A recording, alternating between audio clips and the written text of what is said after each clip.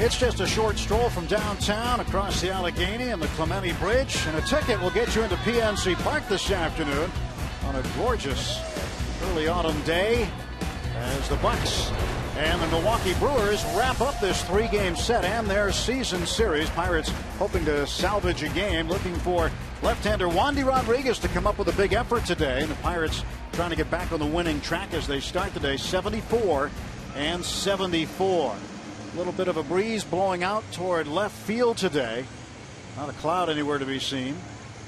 The Brewers lineup sent out by manager Ron Roenicke has Norichika Aoki at the top of the order. Ricky Weeks, Ryan Braun, Ramos Ramirez hitting cleanup. Back in the fifth spot, Corey Hart. He's had plantar fasciitis and back in there today for the first time in a little while, hitting .316 since the All-Star break. Lucroy, Gomez, Segura, and Mike Fiers doing the pitching and batting ninth, facing Pirate left-hander Wandy Rodriguez. Making his 31st start of the year overall. His numbers brought to you by the Western PA Chevy dealers. He has been very good lately. Last 5 starts, he's 3-1. He got it squared away. A rough early start for the Pirates, but he has been the bright spot lately, and there haven't been too many bright spots. If you want to win this game today with the Pirate bats being what they have been and what they have been not doing, well, you need to lean down Wandy Rodriguez.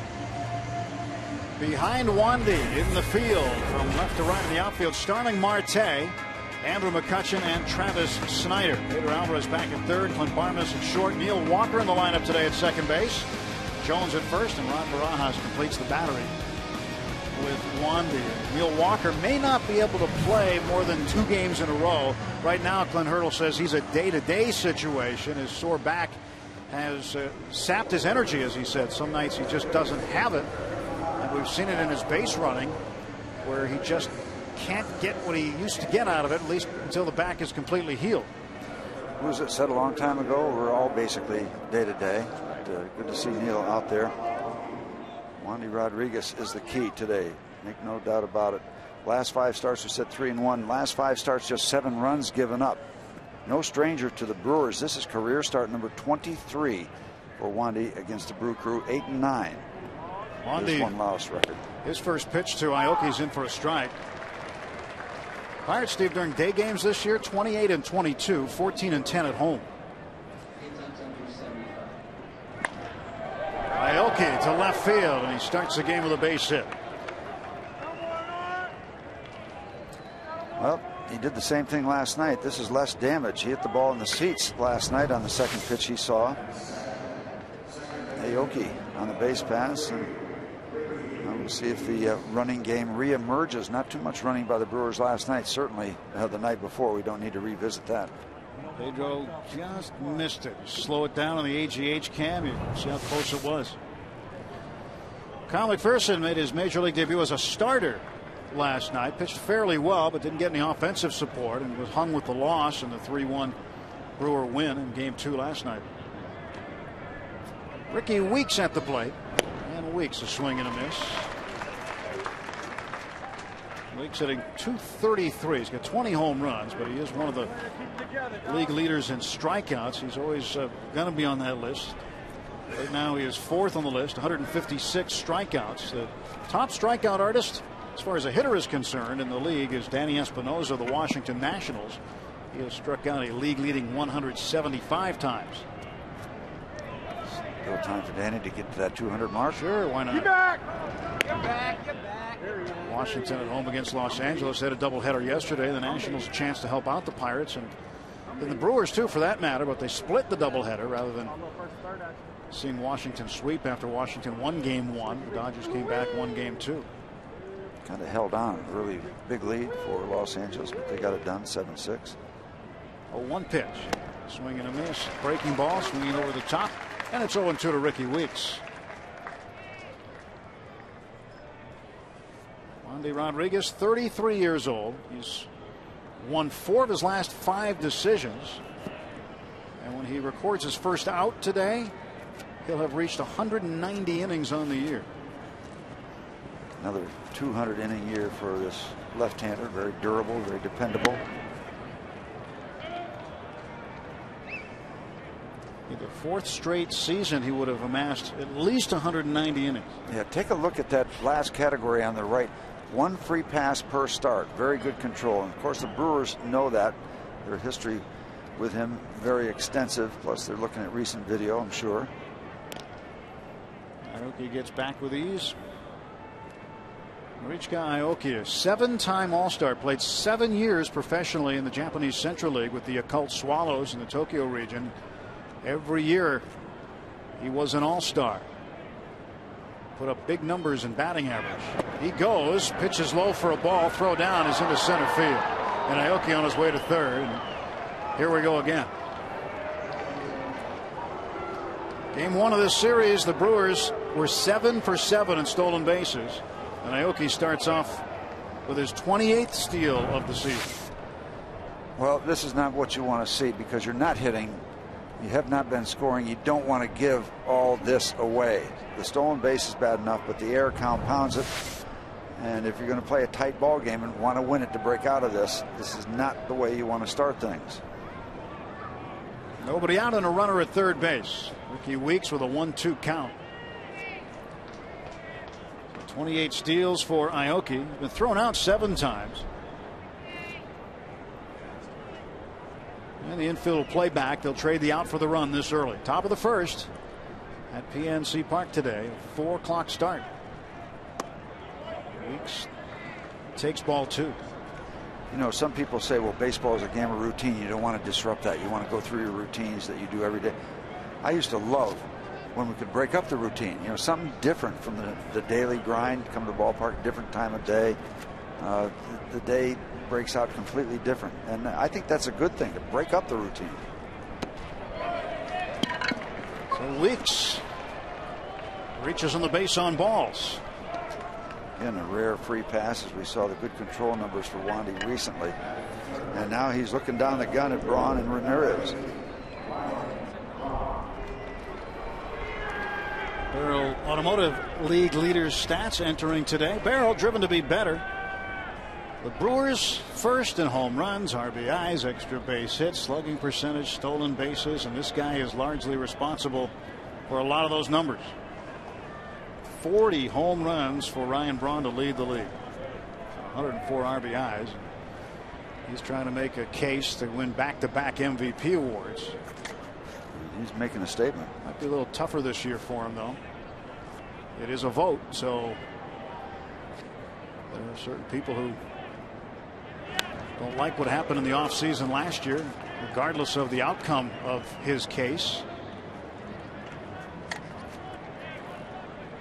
But, see what happens with the MVP voting. Andrew McCutcheon's still a candidate. Not hearing as much talk about him recently because of the Pirates skid, but hearing more about Braun because the Brewers have won 22 of their last 28. Runners off the corners and the 0-1. 1 ball and 1 strike. Well, you hate to go to this subject early in the ball game, but here we go again in the first inning. Damage control. You know, give up 1, give up 2. You just don't want to put a crazy number up on the board in the top of the first inning. Well, immediately forced to play catch up. And the way the Pirates have been swinging the bats this series, it's a little different. There's a backhanded play by Barmes. They'll get 1 at second. And Braun beats it out at first. Run comes in, 1-0 Milwaukee. It had a possibility of being a double play. Clint had to take it and move over to the hole and take it on the backhand side. Didn't get an early handle on the ball, and that probably cost him a real legitimate chance. I don't know if they're going to get it anyway. The backhand side comes up off the heel of the glove, and so that takes the timing away. He has to wait, get it back in the hand. And while all that's going on, Braun is digging down the first baseline.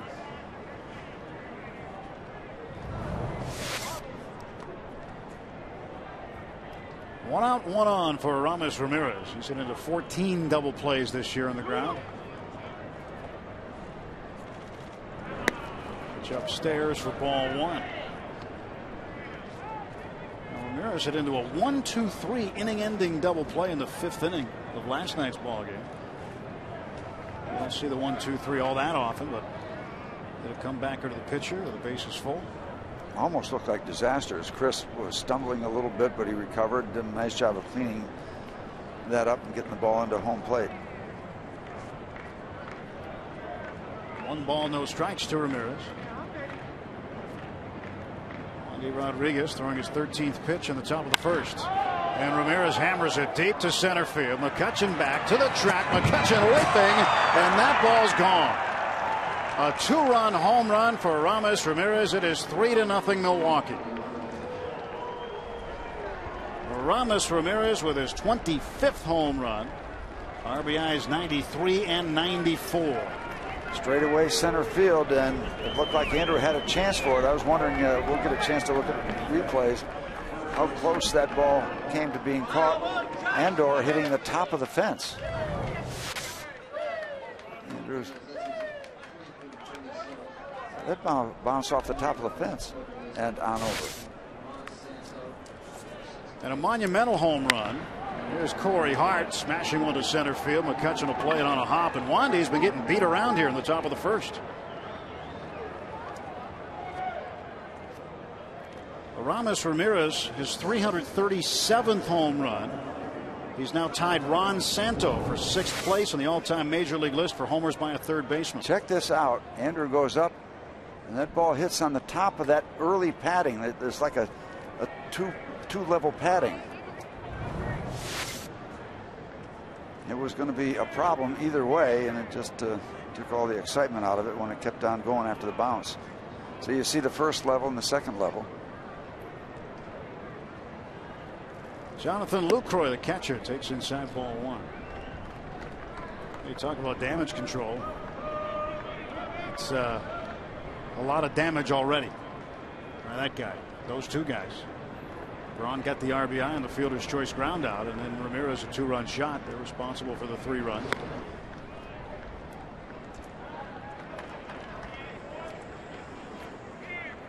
Lucroy with a 322 average. He's been very steady. Again, he missed 50 games this year, but despite of that, he's been very consistent.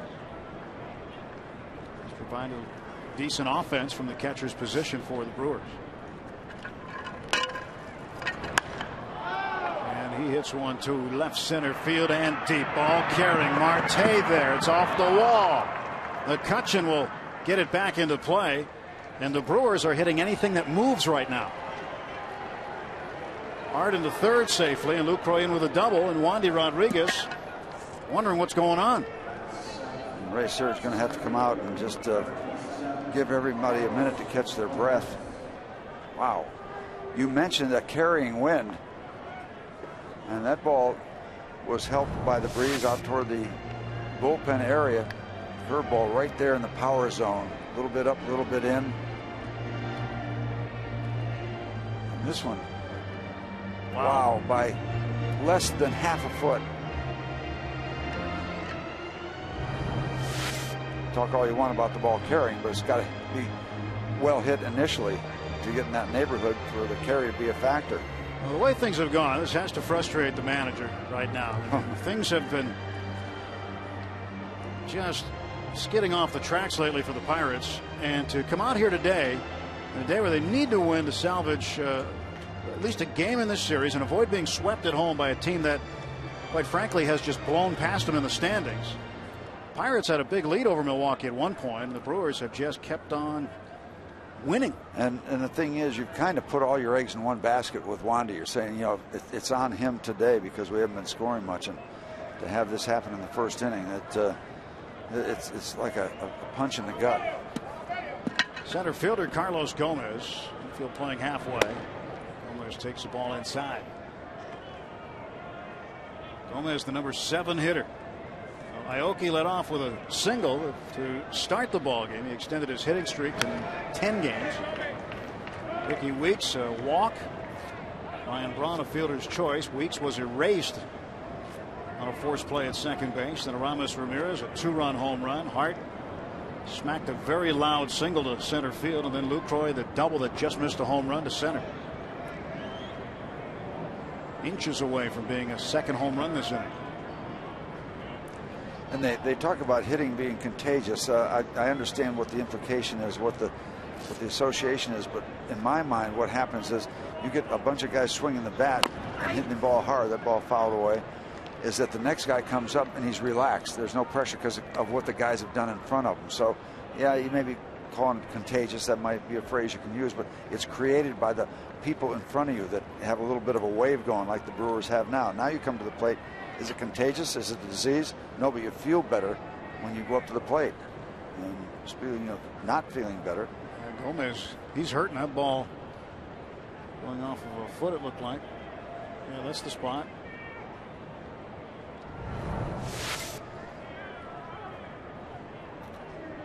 See, you should never put that foot back down. Keep it up in the air. That's worse than getting a hot foot in the dugout. Yeah, that's got to hurt. Wandy could desperately use a strikeout here and then get the next man and have it not be any worse than it already is. Top of the first inning, 1 out, second and third. 3 runs already in for the Brewers. 4 hits, one of them a home run by Ramirez.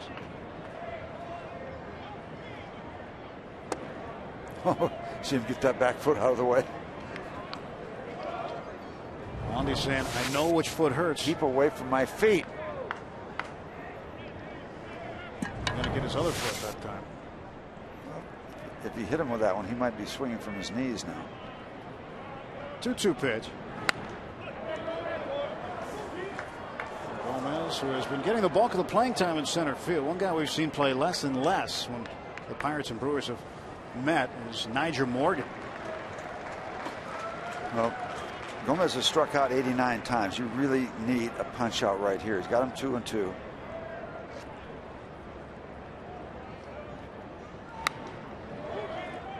Not going to be easy. Stays alive.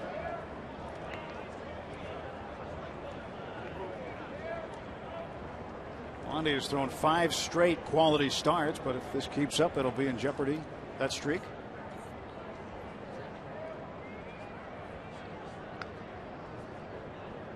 And the stretch by Rodriguez and the 2-2. And Gomez gets one to Barmes. Nice play with a backhand, throws out Gomez. And none of the runners can move. 2 men out. That could be a big out if he gets Segura. All right, time for the Rivers Casino tips to win. Yep. Put out the fires, stop him from running, and get on Mike Fiers. Climb on Wandy's left arm. Well, yeah, we're all thinking that before the game starts, so it's still there. It's in the first inning. He has suffered damage, but that's what we came into the game. Everybody was saying we need a strong start from Wandy. That it doesn't go away because they've scored 3 in the first.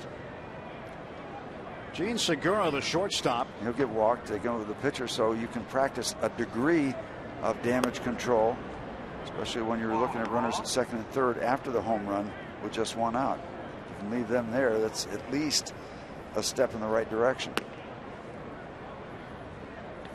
Fiers will come to the plate. He'll be the 9th man to hit in the top of the first. Not the start the Pirates had envisioned this afternoon. Clint Hurdle, the ultimate optimist, though. He'll come up with something to tell you in a very positive fashion. But well, there's only so much you can do. You prepare your players. You can't drag the bat out there with you. You can't take the baseball out there on the mound with your pitcher. You prepare your players, and then it's up to them. It's up to the players on the field.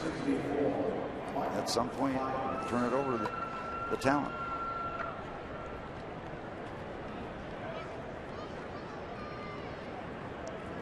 Just absolutely critical that you get Mike Fiers out right now. Strike 1 to Fiers. Chad Fairchild, the home plate umpire, putting up the right hand, and that's exactly what you want. You want strike 1 to the pitcher. Don't fall behind. Start searching for home plate. There's 2. Chad Fairchild calling the balls and strikes. Alfonso Marquez at first. Crew chief Tom Hallion at second. And Brian O'Neill, last night's home plate umpire, is at third base.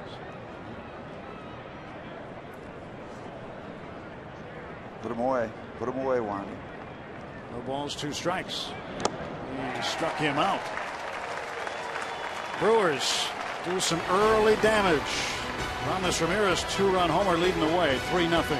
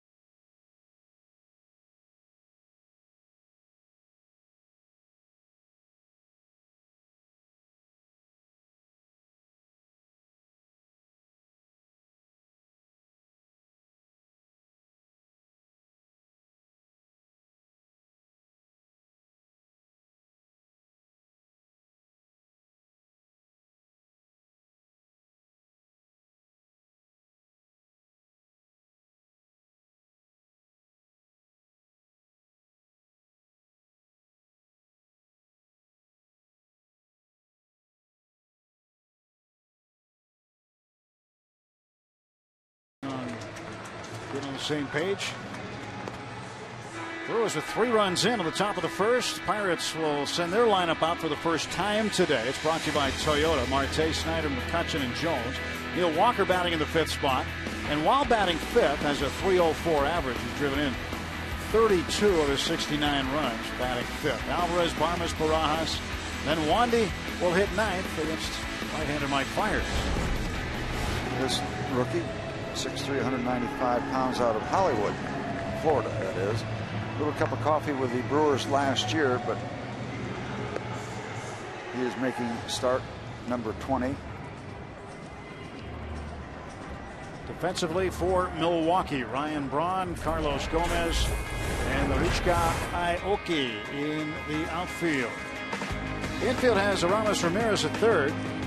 Gene Segura, the shortstop, rookie weeks at second base. Corey Hart at first, and Jonathan Lucroy doing the catching. Aramis Ramirez, a 2-run home run, is 337th of his career. He is 6th on the all-time list now of third baseman. Tied with Ron Santo, late Ron Santo. Ramirez, just a run producer. Good hit.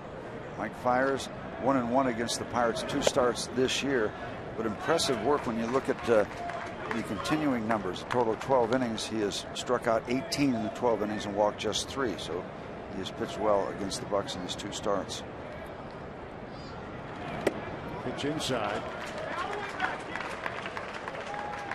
Pirates are 74 and 74 to start the ball game. The last time they were at 500 was June 2nd, and that day they also played Milwaukee.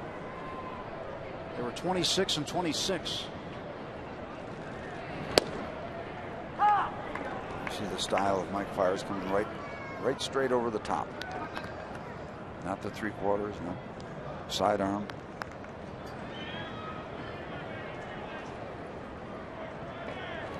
Tate takes high, ball 4, and the Pirates trying to start something to get those runs back. Yeah, maybe we're due for one of those 12 to 10 games. Pirates getting the 12, of course.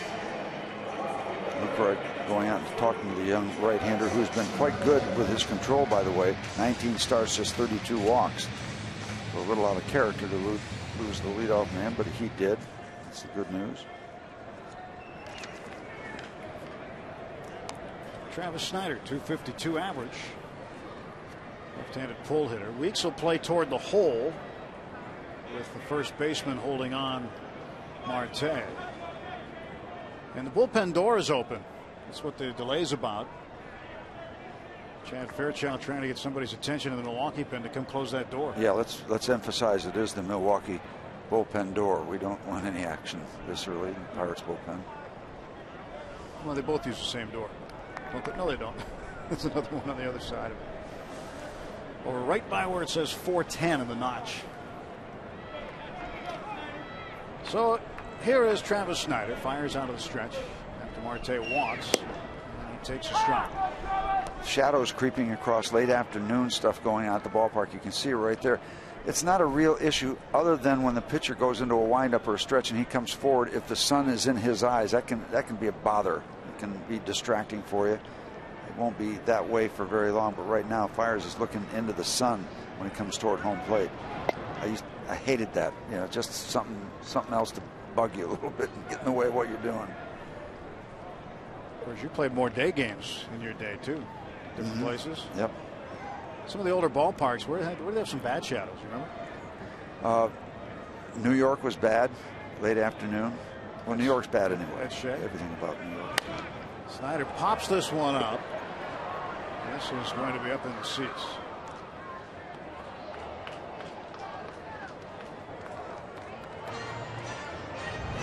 Watch this.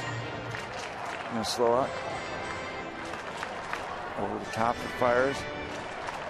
Shiny ball, dark ball. I guess if you're Snider, you want to hit the shiny ball. Yeah. Well, take your shot. You got two of them to choose from, so maybe it increases your chances. Fires 0-2 to Snider. 1 ball and 2 strikes. Lucroy with the block. Brewers have won 4 straight. They're 8-2 in their last 10. I mentioned it earlier. 22 of their last 28 they've won. The bad thing about lighting for baseball in the minor leagues, when you had those bad lights and the hitters trying to see, and the lights would just hit the top half of the baseball, so you really didn't see too much of the entire baseball at times. Well, there's no lights coming up from the ground to shine on the bottom of the ball. I always thought that was a bad idea if they wanted to install lights in the ground. Yeah. Pitcher's an edge for a change.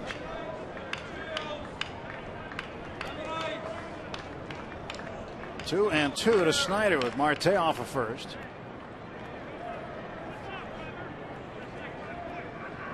Long pause by Fiers. There goes Marte. Pitches up high. Lucroy throw down. Marte and easily with a stolen base.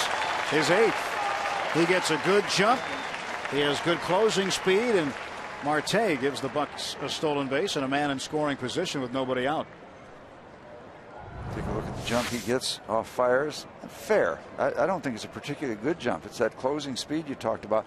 And anytime a throw to second base bounces, chances are you're going to get a safe call. Now, of course, it was an easy one there. Hold on to that base. Hold on, Sloopy.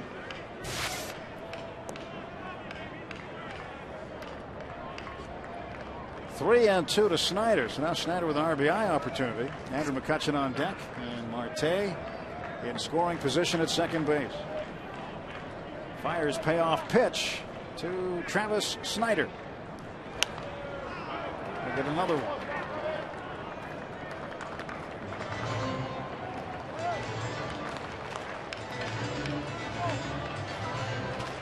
Snider came over in the trade for Brad Lincoln from Toronto. Only organization Snider had known was the Blue Jays.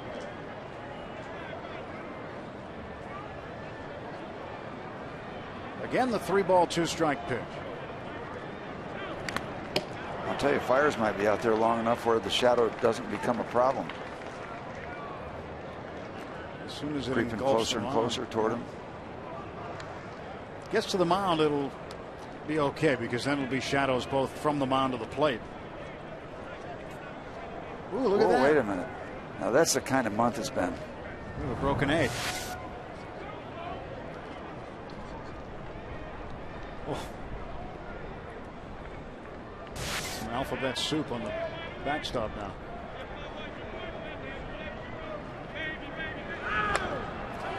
I'll tell you, talking about the shadows again, when it really gets to be an issue for the pitcher is when the shadow's straight across the mound. You start out looking from shade, then you go to sun, or sun into shade during the windup. And, gets more of an issue. I'm not sure what it does to the rest of the the players out on the field, the defensive players. Other than it's pretty looking picture with the contrasts. Fires payoff to Snyder.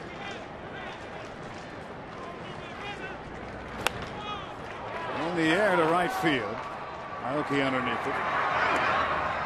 And gone.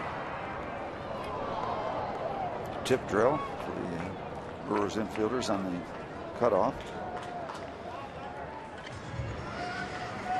And Travis not able to pull the ball and move Marte over to third base.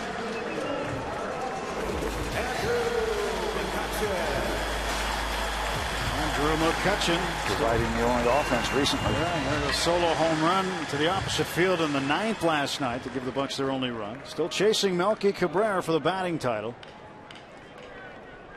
And really, it's a sore subject around baseball. The fact that Melky Cabrera, we've talked about it the last few days here, the fact that a guy suspended for performance-enhancing drugs is eligible to win the batting crown and might back into it. That's what's the irony of that? That's the rules, the way they're written currently. The key word probably being currently, because I think once this happens, baseball, once they recover from the black eye of this, if Cabrera wins the title, McCutchen doesn't overtake him, then they've got to look into making an adjustment there. He'd love to have it become a moot point this year. Yeah, he did. No, he didn't. Thank you. Good. The interesting pitch, I thought, so far, to other than Ramirez's home run, the pitch to Travis Snyder. He's trying to pull the ball and get Marte over, and Fiers really slowed up on him, which disrupted the timing. Usually you'll go fast enough to keep the ball away from a left-hand batter trying to pull it. But he went soft, and it looked like Travis had a little bit of a lunge at it. Not his best swing. He popped it up. On the ground, Marte's going to go to third. He is out at third base. A very, very chancy play. Probably should have stayed right where he was. That's tough to make that out at third right there. You got to be sure. You got to be sure. So that's where the mistakes are starting to pile up here, and we are in the first inning. The stolen base, error on the catcher, and now a base running mistake. It's not the way to win baseball games. They take the chance, get the out at third, but Marte takes the chance also, and he pays.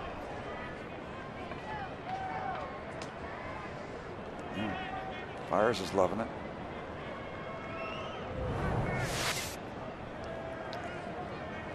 Garrett Jones against Mike Fiers. McCutchen back. Right now, Jeff Bannister, the bench coach, going over that situation with Marte. Marte's speed made it a close play, but that doesn't make a difference. Got to be sure. Yeah. You can't be out. You got to be sure.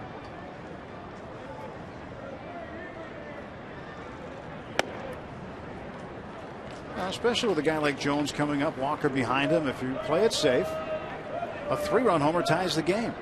Instead, he's going to wait and see what happens. No guarantees he's going to hit a home run, but if he does, and he is likely, well, at some point. If Soupy Sales was coming up, it's still wrong. 1-0. Want to tell the kids who Soupy Sales is, Steve? way back in the day, Soupy Sales. Comedian at a Saturday morning show. I think that was back when we only had like 3 channels. Yep. 3 or 4 channels you could watch anywhere. Yep. And none of them came in real good unless you held the antenna or put some aluminum foil on it. Your hanger. or got Uncle Fred up on the roof. Keep turning, Fred. We'll holler out the window when it comes in. Now it's in high definition. Well, Fiers' 20th start, he's only given up 7 home runs, so he's done a good job of keeping the ball in the ballpark, especially where he pitches his home games. Ball flies around Miller Park pretty good.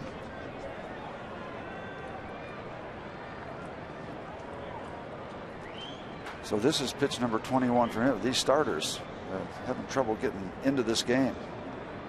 2-1 to Jones. popped enough back and into the seats. 2 balls and 2 strikes.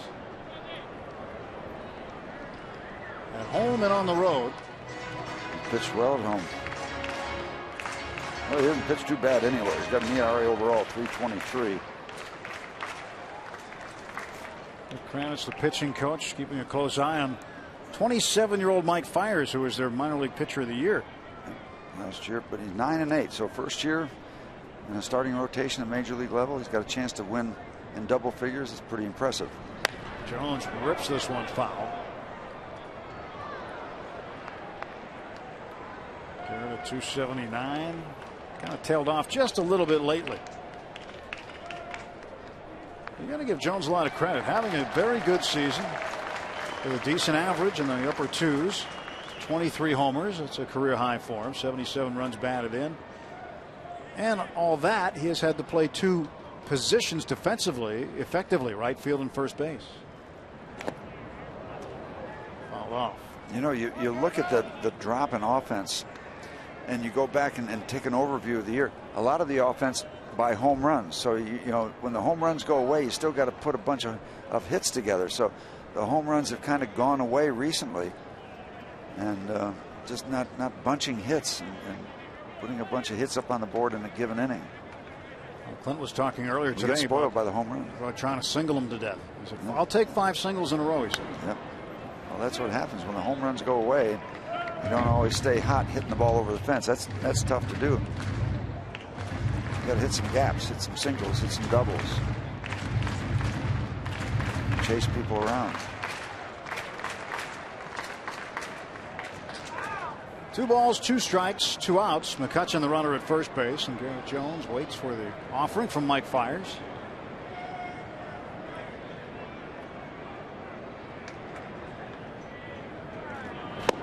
Struck him out. No runs, no hits, no errors, and 1 man left. End of a full inning. It's the Brewers 3, Pirates nothing.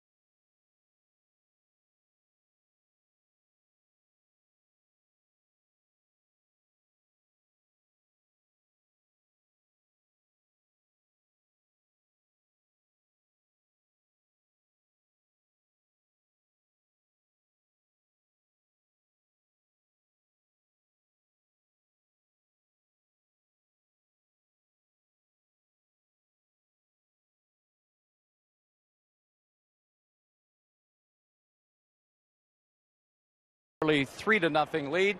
A reminder that immediately after the post-game show today, it is McDonald's high school football, and we have a good one for you. The Clairton Bears, one of the great stories in all of high school football. They have won 50 straight games. They're 3-0 overall. They will take on the Greyhounds of Monessen. Monessen is loaded. If there's any team with a shot or it feels they have a shot to knock Clairton out of the ranks of the unbeaten, it would be Clairton. Fellas, back to you. All right, yeah. Chavis Rollins, a great player at the high school level. He's being recruited by West Virginia. They end up with the Mountaineers, apparently. Should be nice. And right after the postgame. As soon as the postgame ends, they'll be kicking that game off. So that's a good one tonight. Aoki is second at bat, starting at the top of the second inning. Has a 10-game hitting streak now after a base hit, stolen base, and a run scored in the first. Fouls it back.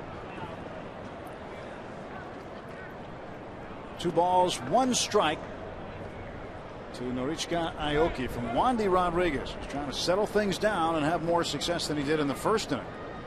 9 men came to the plate in the first. Aoki bunts it foul. It's 2-2.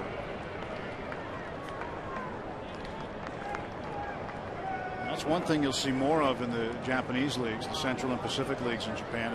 It's really a fundamental type game where they move runners very, very well. They use the bunt quite a bit. A lot of small ball. Now, did you say he played for the Yakult Swallows or the Occult? Not the Occult. Because, we're getting close to the Yakult. Y-A-K-U-L-T. It's not Yakult. It's a Occult. It's not a cult. You said Occult. Yakult. Oh yeah. Y-A-K. Yeah. U-L-T. Yeah, I know how it's spelled. I thought I heard a cult. I said they are very, very mysterious too. Yes, very mysterious. Things have been very mysterious lately. What's the date today? September 20th. Yeah, getting close to autumn, if not already there. Why don't you take a week off after today, Steve? All right.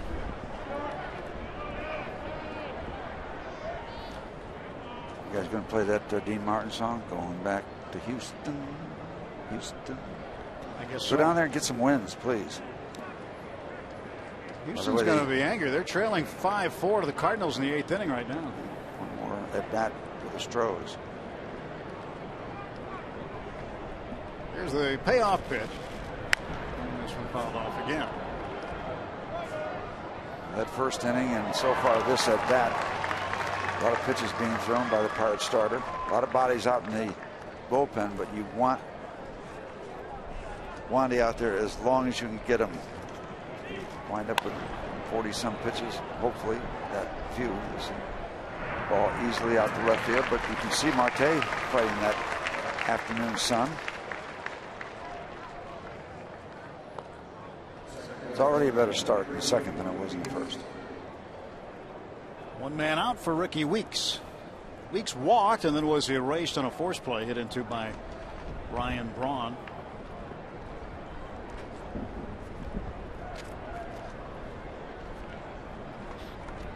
.233 the average for Weeks. Right-handed hitter waits, and Wandy delivers high and away.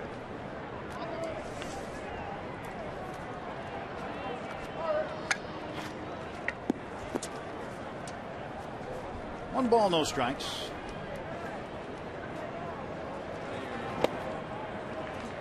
That changed. It's now 1-1. Now, Weeks this year, even though he struggled with the average, is the only 5-hit game by a Brewer this season. It happened on the 30th of August at Chicago. Why is it that guys get 5, 6, and even 7-hit games at Chicago? You look at these numbers. Pirate numbers of all time. We talked with the anniversary of Rennie Stennett's 7 for 7 yeah. The other day when we were in Chicago. Seems like everybody does everything against the Cubs. Everybody loves to go to Chicago. Why is it that the Cubs always are on the wrong side of those records? 1-2 pitch.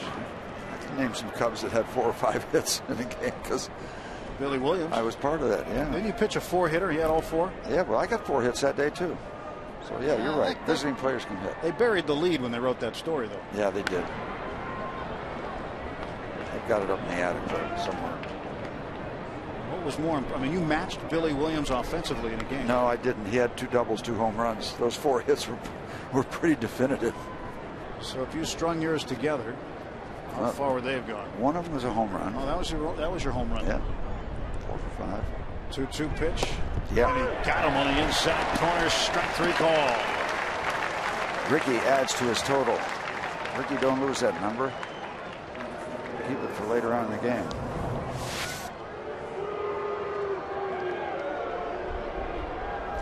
Well, perhaps we got a call, but we'll take it.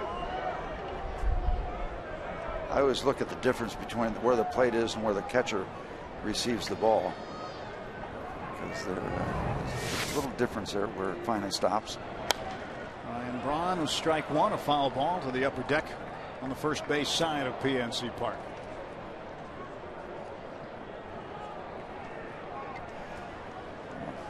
We do confirm that our strike zone grid is where the ball crosses home plate.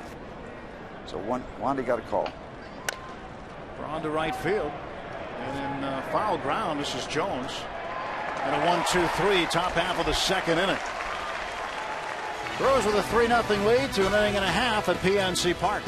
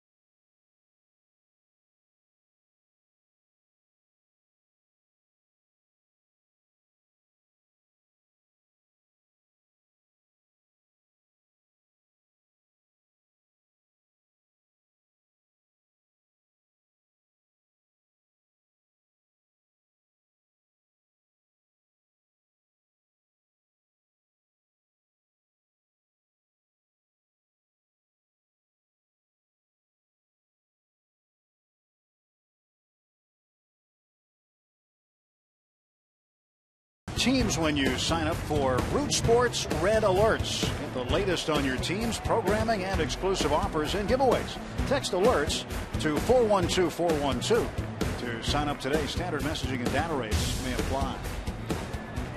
So the three sisters, Bridges right in a row.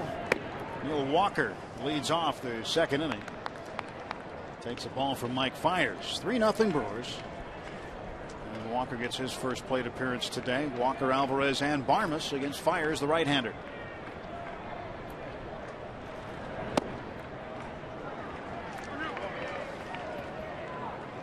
I'll tell you, that might be as much of a signature look of the city of Pittsburgh as anything you might see downtown. I mean, that is the essential Pittsburgh.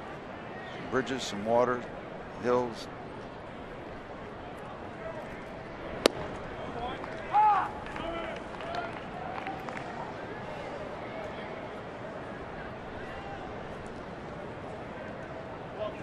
Still the best view in baseball, without doubt. I think I heard on one of the many tours that I've been on with relatives and friends coming in, there's something like 500 bridges in Allegheny County. Some crazy number. You should try to cross them all. You know, you got nothing to do the next week while we're on the road. You might do that. You start knocking a few off every day.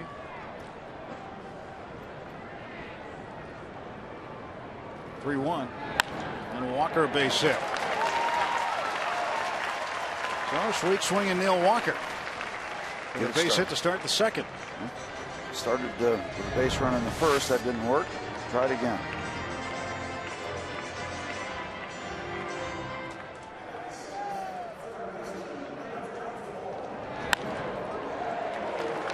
Well, his back might be a little sore, but nothing wrong with a stroke, especially from the left side. It's a better side for him. Walker at first base for Pedro Alvarez.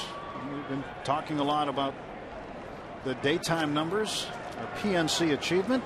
PNC for the achiever in you, hitting .301 under the sun, 18 home runs, and 42 RBIs during day games. Very good distribution with the RBIs. The average significantly different. And 243 overall. He's looking for his first 30 home run season. Right now would be a nice time to get the Pirates right back into this thing. Wandy had a 1-2-3 top of the second, so maybe he's got things figured out. Now let's get back into it. 0-2. That pitch On the outer half at best.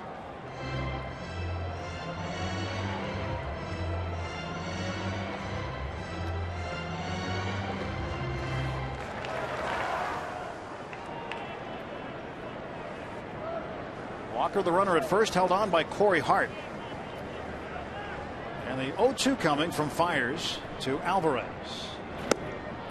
1 ball, 2 strikes. Trying to get him to chase that one. He wouldn't do it. Yep, trying to stay away from the power, working him outside.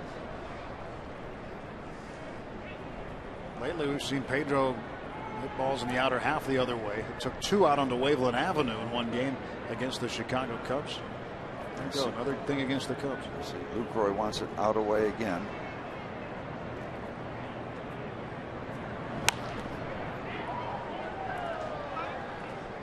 Pedro stays alive. Kind of a late target by Lucroy. He's got the glove closed, and then at the last minute he flips it up. You like to see catchers that glove out there. Maybe he's trying to not let Alvarez peek.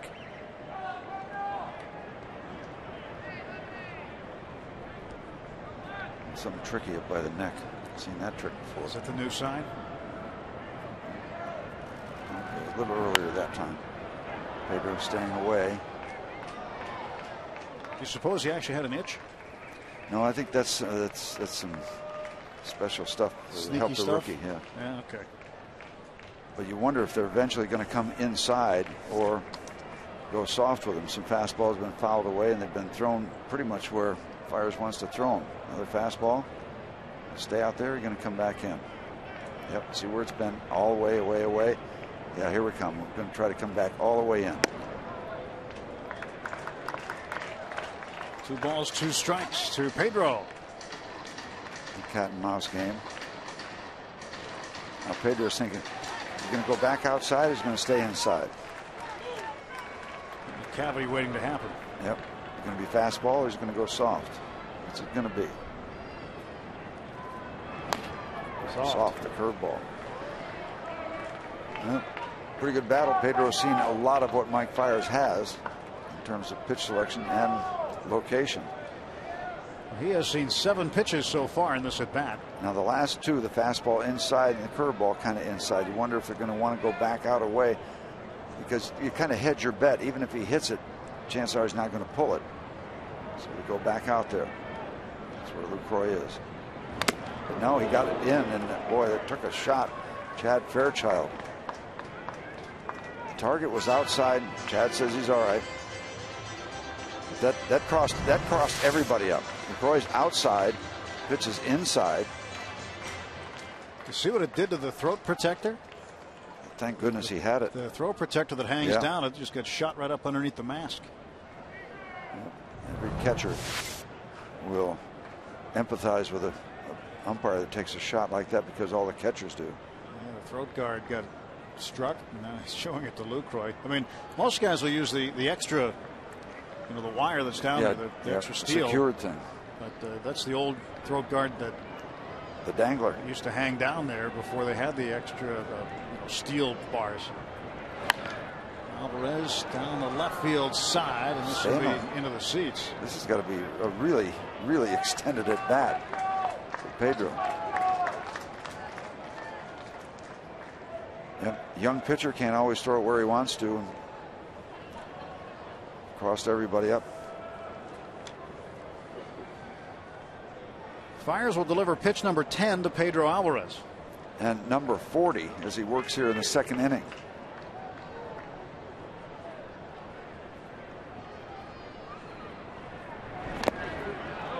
And did it hit the ground? Yes, it did, said Fairchild. On we go. So Lucroy tried to sell it, but Fairchild wasn't buying. Right, and if it had gone any further than that, he was going to get help from his fellow umpires who could see it straight on. Yep, the skidder. 2-2 to Alvarez. Nobody out. Walker, the runner at first. Here comes the 11th pitch to Pedro.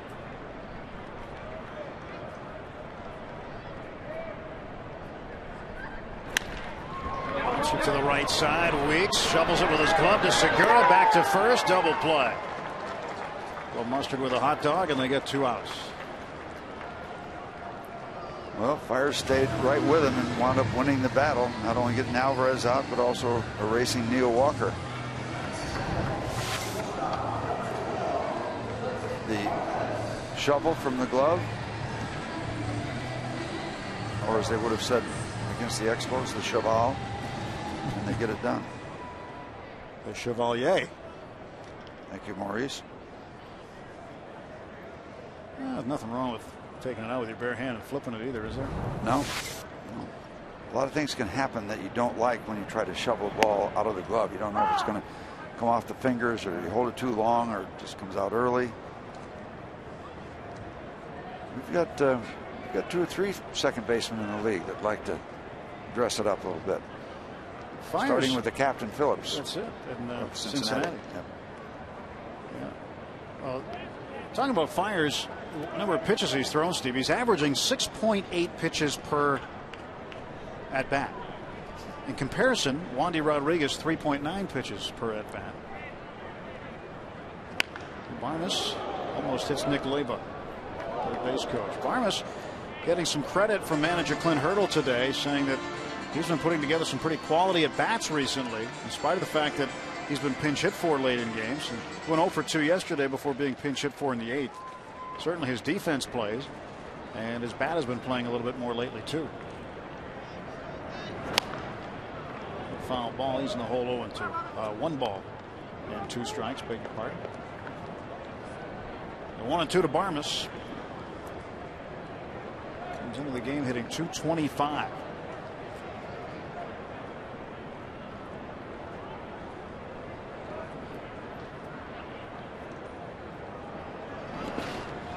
Well, one of our tips to win, put the Fires out. If he keeps throwing this many pitches per batter, then Fires is going to be out. And if you get into the Milwaukee bullpen, that's a good thing. They've had struggles all season long with the pen.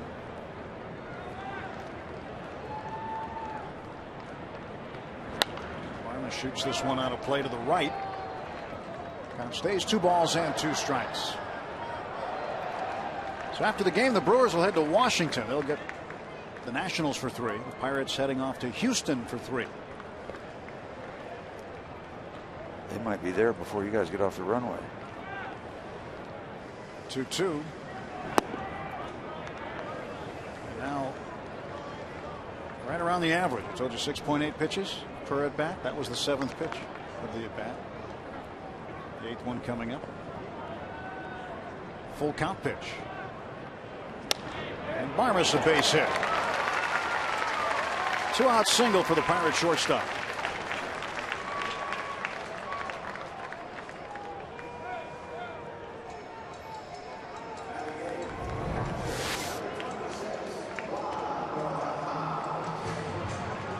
Well, you need somebody to run into one.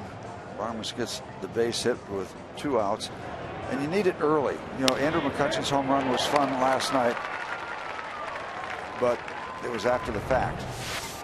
Do something early. Pitch to Barajas. Breaking ball in for a strike. We mentioned Houston. They are losing right now 5-4 to St. Louis in the top of the 9th inning at Busch Stadium. Arizona, by the way, even with the Pirates in the wild card, 4.5 out, they are losing 4-2 to San Diego in the 5th in Phoenix. Barajas again, off-speed pitch, swing and a miss. Rod in the hole, 0-2.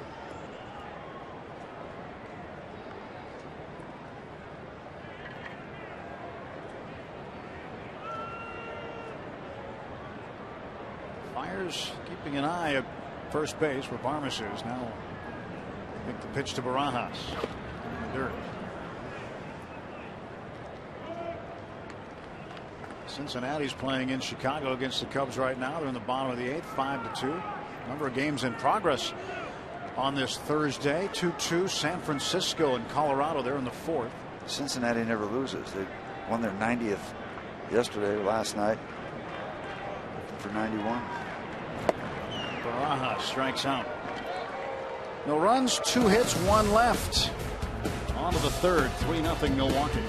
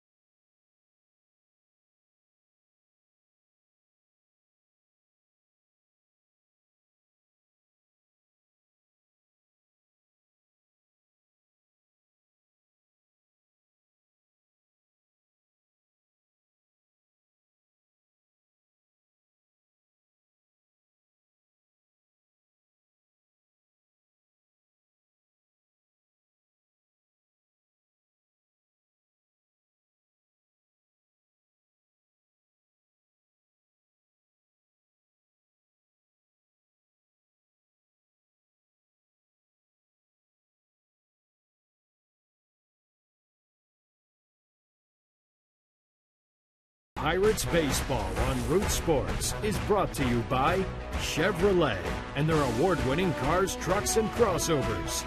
By your Toyota dealers. Life is all about the ride. See your Western Pennsylvania Toyota dealers today for a great car with a great deal. And by Day Automotive. We're gonna make your day. Let's go, Bucks! Well, just outside the ballpark along the Allegheny. We're under attack. No, not really. That Queen Isabel at it again. Those are 2/3 of Christopher Columbus' fleet. The Nina and the Pinta, replicas of those two ships. They're on display through October 4th. They're a Santa Maria sailing museum. There's the best dancing cameraman ever on his day off here at the ballpark.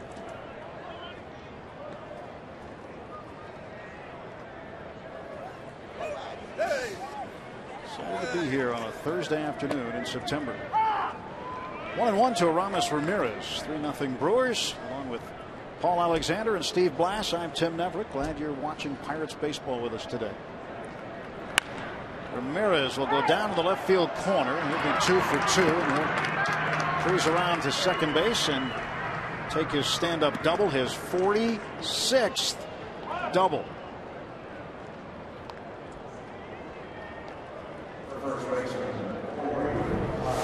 Far and away leading the National League in 2 base hits.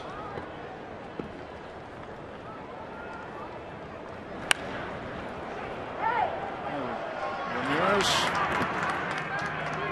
with a 6-double lead over 3 players. Paul Goldschmidt of Arizona has 40. Joey Votto of the Reds 40. David Wright of the Mets has 40. Leadoff man in scoring position. Nobody out. Strike delivered to Corey Hart.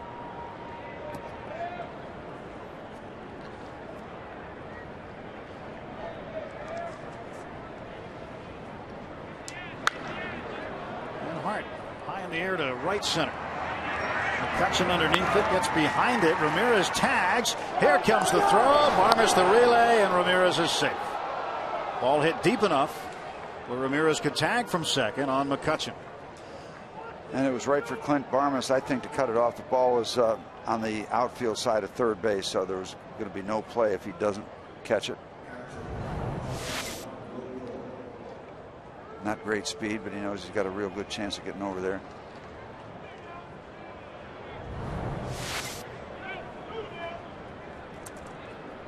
With 1 out, Jonathan Lucroy will try to get Ramirez in.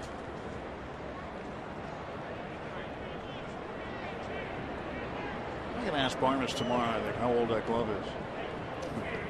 It looks like it's been run over by a truck 4 or 5 times. They have their favorites.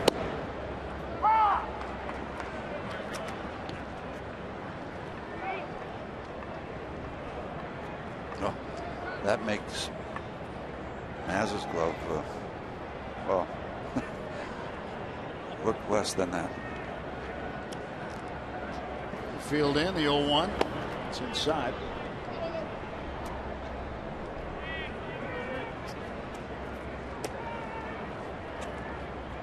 Shadows just about covering the whole infield. Left side is still in sun. It's almost like the sun line, shade line is right along the cut of the grass. Moving from the right field line across the field.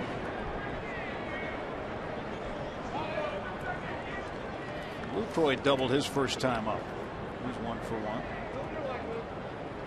Parrott trying to put the hex on it. This is normally when batting practice is going on. We're down having lunch. Early dinner, whatever time we get down there. It's a production meeting with food. Exactly. Exactly.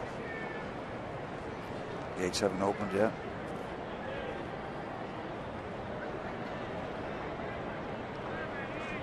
Painter's cap. Looks like a video game character, Super Mario.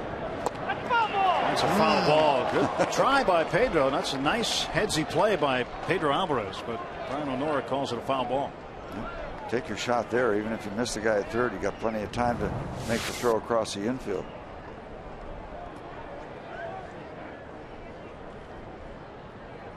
Well, he would have maybe maybe had him.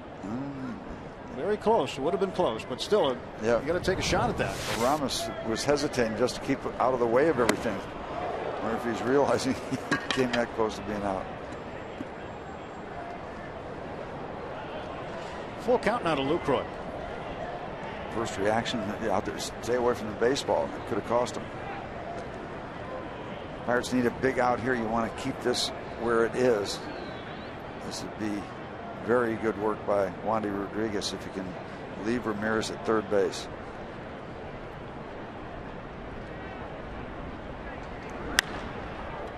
This looks deep enough. Marte drifting back. Ramirez will tag. Let's see the arm. Here comes the throw. And he's safe. Did he step on his foot, though? Did he step on his foot? Called safe by Chad Fairchild. And Barajas is saying he didn't touch the plate. Or he stepped on his foot.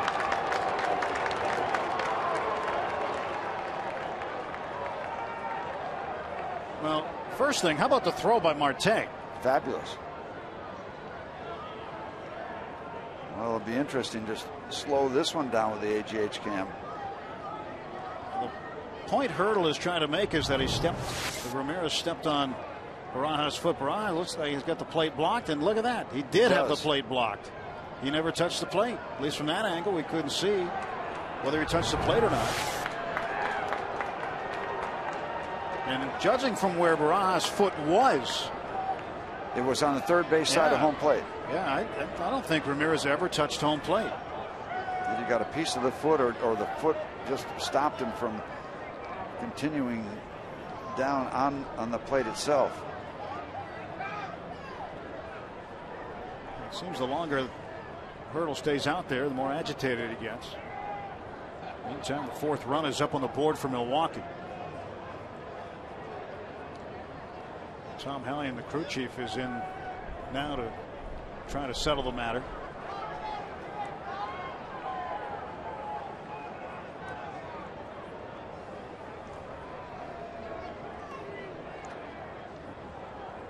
Well, Barajas knows. He knows where his foot was. But it matters what the umpire says in the end. Here's a throw by Marte. Oh, it's a great throw. See the foot coming down there? Oh, yeah. And kind of stubbing Ramirez and stopping him from making contact. Yeah, that shot right there, that angle shows it clear as day. Wow. Gomez takes a strike. That's too bad.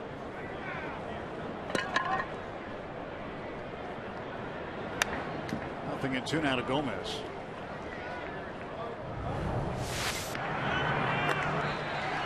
Loads up the net. Nothing to hold back from. Nothing else happening on the field. It's a tremendous throw.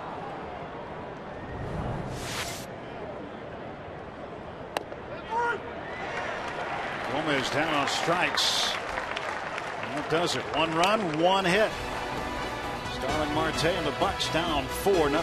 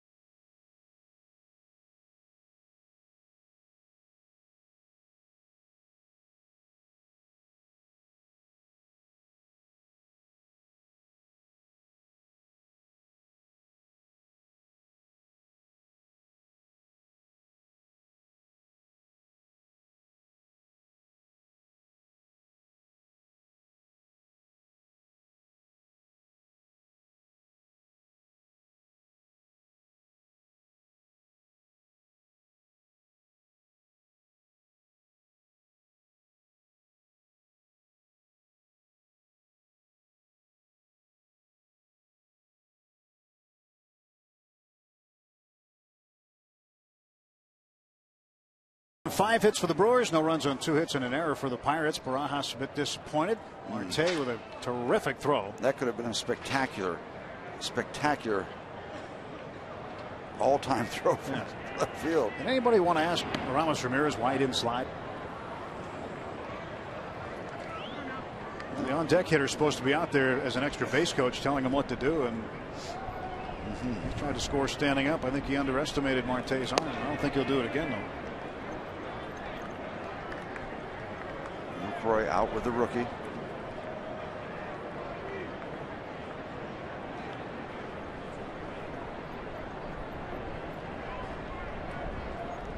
Ramirez having an exchange with guys in the dugout, lighthearted exchange with either Nick Leyva or guys in the Pirate dugout.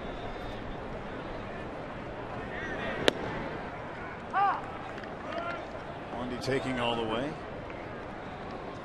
Lucroy out to say, hey, listen, young man, this is the pitcher. You got a 4-run lead. And Rodriguez a base hit to right. Wandy number 3 on the year. And the Pirates once again get the leadoff man on.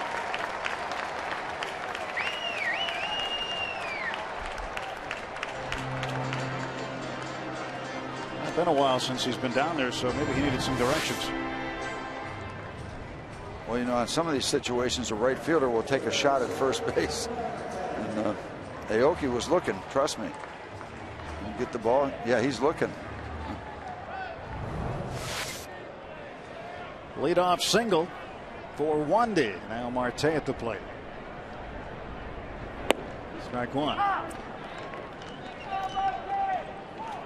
Starling walked and stole second in the first inning. He did not come across. He made a base running blunder when he tried to go to third base on a ground ball to short and was thrown out.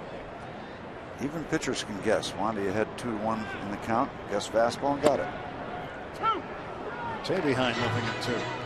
Pirates are taking a lot of pitches and they're working Fiers very deep into this ball game for him.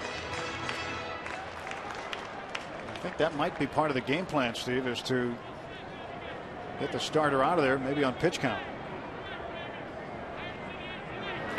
Well, usually very good control displayed by this young man. Of course, he's a rookie, so not all much history, but coming into the game, 19 starts, 32 walks. Pretty good stuff. Less than 2 a start.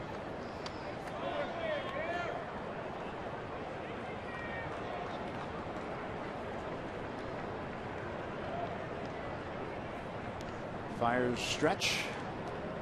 And the 0-2 coming. Marte adjusts to the curveball but fouls it off. One more look. If we can stop it right there. You get the idea that Barajas has a beef because the foot looks like it's on the third base side. And even if it's on the plate, Ramirez is going to have to step on his foot to come any closer to making contact with home plate because the next stride is passed. Legitimate beef. Another breaking ball, and again another foul ball by Starling Marte.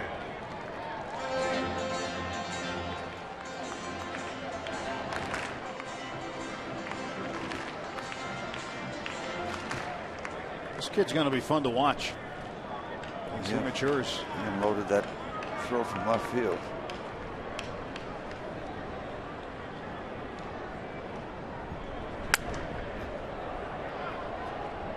Bounces over the dugout. Reminiscent of back in Forbes Field. A lot of people don't realize or remember that Willie Stargell had a phenomenal arm when he first came up. Had a gun. Maybe as much authority on the throw as Clemente. Maybe, you know, obviously not as consistent or accurate. But Willie, I mean, just had an absolute rifle from left field. Reminiscent of one of his throws. Clemente Day recently, and boy, he could throw it pretty well too. You got to feel good as a pitcher when you get a guy going first to third and he's got the ball in his hands. Throw him out. One of the interesting things about Clemente, when we were in the minor leagues, we were told on a base hit to right field, practice going between home and first base. And we also, what are you talking about? Well, they said, well, rookie, if you're ever good enough to get to the big leagues, Clemente throws behind runners after they make a turn, so your butt better be over there. It was one of the things you were taught to do. And you were over there all the time, but he didn't miss much either. Look at the great one. The cannon he had on his arm. That's at Wrigley. That might be Billy Williams. In fact, it is number 26. Good to get Billy out at third base. Usually couldn't get him out at first or second. Breaking ball hit down to Ramirez. Could be two. Weeks the turn. Well, no chance to get Marte. No chance because of the speed. And really, Ricky Weeks didn't turn it well. He's saying, my bad, I think, after that play is done. So the switch hitter, Wandy Rodriguez, after a base hit, goes back to the dugout, forced out at second base with one out for Travis Snider.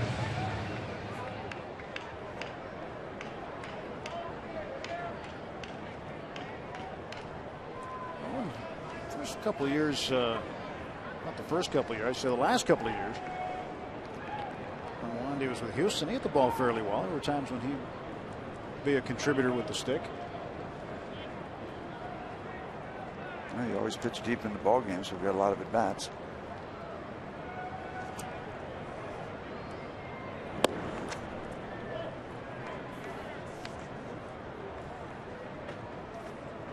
Want to notice Snider. He flied to right his first time up. Like fires an over-the-top type of delivery, and that can be a little deceptive to hitters, can't it? Yeah, he's hiding the ball a long time behind his body.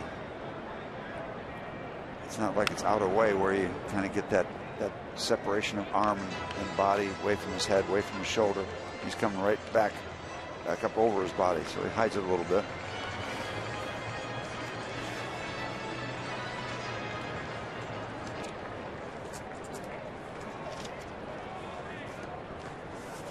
Ready for the 1-1 is Travis Snider.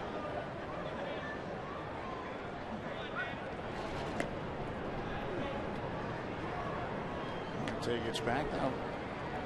Do you run him here? Put it on him, back. Marte's already stolen one base today. Why not? Not much happening offensively for the Pirates. Not much of a lead.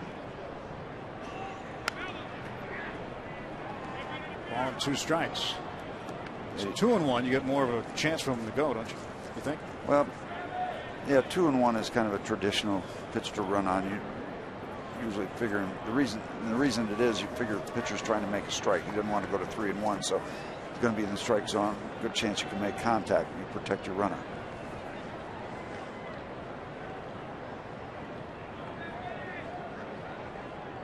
One ball, 2 strike pitch. 2-2. You know, going back to Wandy Rodriguez, you want as a pitcher to have a bunch of at bats. That means you're going deep into ball games. Wandy Rodriguez almost up to 80 at bats for the season, counting his work in Houston and here, and that's what you get when you're going 190 innings, 200 plus innings.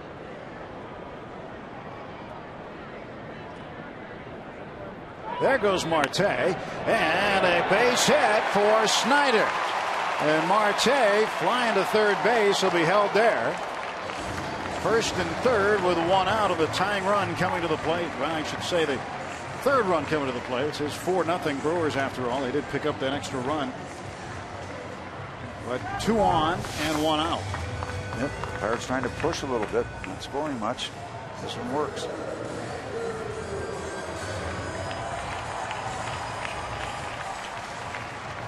Very modest lead. Around the third base comfortably and make a turn there.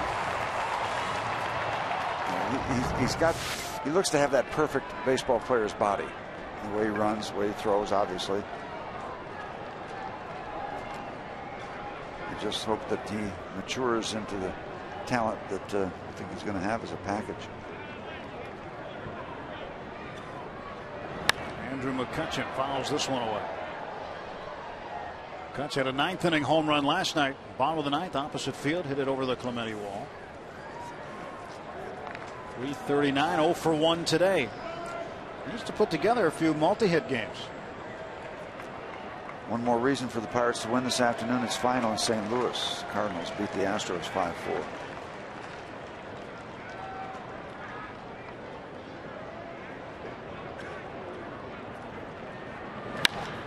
Drive to center field and deep. Gomez back. He looks up. It is gone. A 3-run home run for Andrew McCutchen. It's a 4-3 ball game. Kutch with his 30th home run of the season. Milestone. And you talk about a package of talent. The number 22 is running around the bases right now. We don't know what Marte is going to be, but we know what Andrew McCutchen is. Instant offense. Pirates back in this ball game. Big time home run.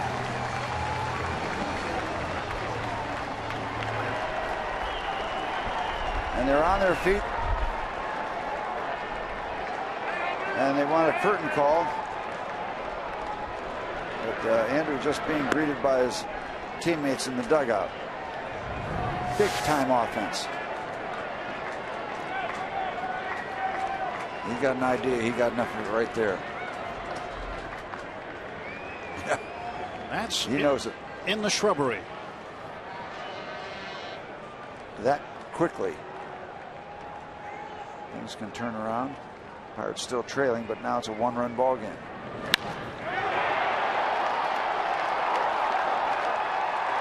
That's a big time home run. Up in the aisle. Arr, Pirates get a 3-run dinger. We had to call the gardener to extract the baseball. Well, the first Pirate to get to 30 home runs this year is Andrew McCutchen. Garrett Jones with 23 of his own. He'd love to tie this ball game up. So how big is that run right now that was scored in the 3rd inning where Aramis Ramirez did not step on the plate but was called safe anyway? You hope that doesn't end up being a deciding run of this ball game. I hope that gets by the boards at some point in time.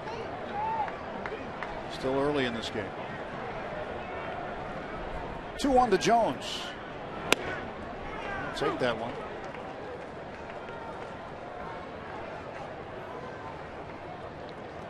Not much defense for the 3-run home run. We were talking about the Pirates doing a lot of their damage with the long ball when they're red hot. When the home runs go away, now you got a piece of bunch of. Jones hammers it deep to right field. This one is out of here. Foul. Just foul. Looked like he wrapped it around the pole, but it went just in front of it. So close to having a monster. Alfonso Marquez running out, calling that one a foul ball. Well, there's a lot of umpires in that Pirate dugout looking at that ball in its flight also. We got to see it. Where did it go? Did it go behind or in front? Over everything. Oh man, that's tough. Was that? It wasn't over the pole, was it? Where did it go? It was close to having that much height.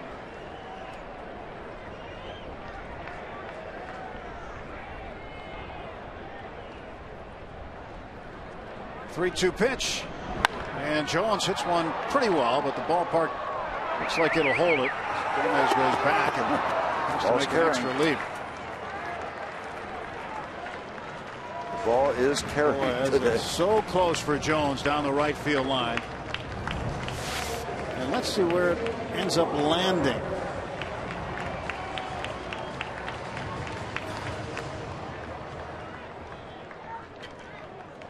Is it against the charity sign? It's way up in the back. They all think it's gone. Yeah, they're leaning. You got the lean. Pedro's got the lean. And Walker up in the air to right field. Ball coming back in. Wilkie makes the catch. 3-run home run for Andrew McCutchen. And the Bucks right back in it at 4-3 as we head to the 4th inning.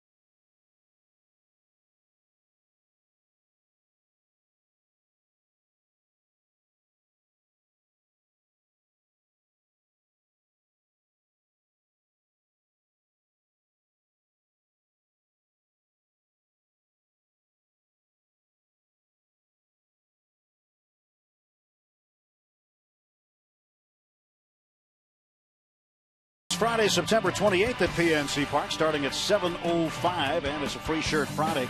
All fans receive a Pirates t-shirt courtesy of the Center for Organ Recovery and Education. Come early for a block party on Federal Street before the game and enjoy local live music and food. Tickets, pirates.com/Free Shirt Friday. And McCutchen's 30th home run makes it a 4-3 game as we go to the 4th inning. That's one of the old Free Shirt Friday. That's two of them. A couple of them, yeah. Some of the 2012 collection of the Free Shirt Friday. Wandy got it going. Now they're going to turn it back over to Wandy, and it's a little closer. It's a different ball game now. The 8-hitter, Gene Segura, the shortstop, pulls this one foul. Like Jones almost tied it. Thought he did. Ball just barely fouled. It's extremely difficult to tell. Had to look at the replay twice. Jones just crushed it. I thought it might have had a chance even to get over that back fence down into the river.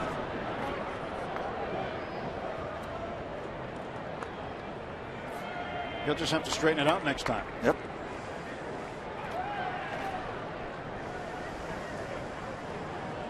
Nothing in 2-2 Segura.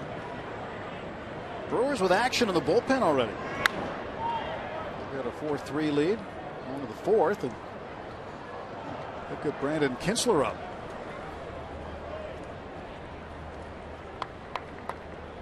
And Eric Ferris in the on-deck circle. Is that Ferris? No, that's the back of his uniform. Looks like it. 33. Mr. Ferris, 64.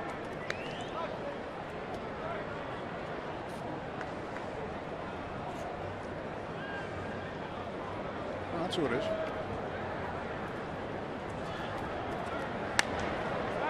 From the air to short right center. Walker goes out. Backpedaling, makes the catch for the first out of the Brewers' 4th. Brewers got out to a 4-0 lead. 2-run home run by Aramis Ramirez. He's been involved in a couple of scoring plays. There was no question about the home run that was hit to center field, but there was question about the run that was scored in the 3rd inning after he doubled.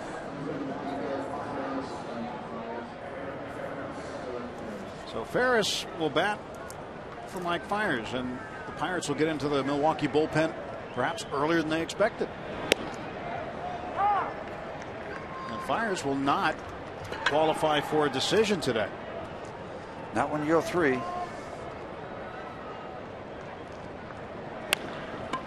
one foul down the left field side.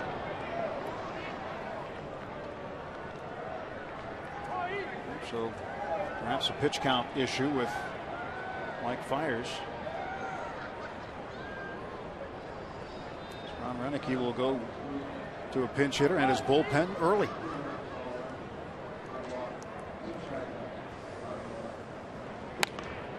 It's a hot shot down there behind the first base dugout.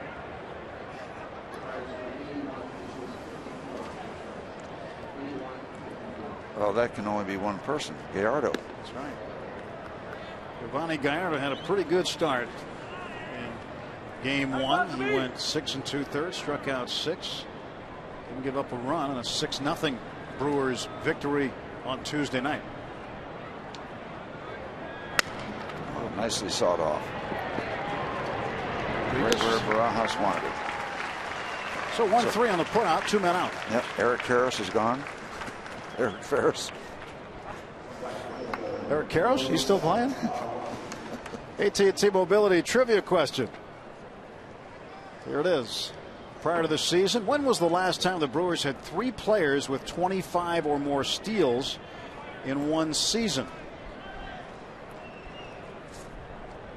Rich Aoki has 28 of them. Ryan Braun has 27. And Carlos Gomez has 34. When's the last time they had 3 guys do that? I know one of them is the third base coach for the Cubs.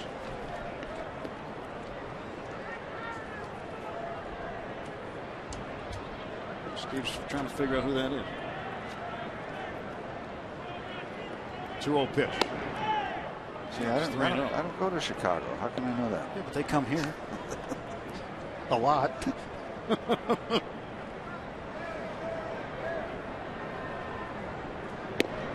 Well, one thing about Aoki, with a 10-game hitting streak to go along with hitting streaks of 15, 13, and another 10-gamer, he's the first National League rookie since the Cardinals' Bake McBride in 1974 to produce 4 hitting streaks of at least 10 games in a season.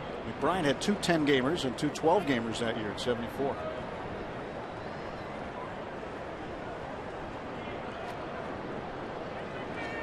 He's put together a few streaks himself, Ryan Braun. Yeah, his are involving years. This one well hit to right field and carrying. Snyder going back and on the track makes the catch. Side retired in order for the second time today. Wandy Rodriguez and the Pirates trailing by a run.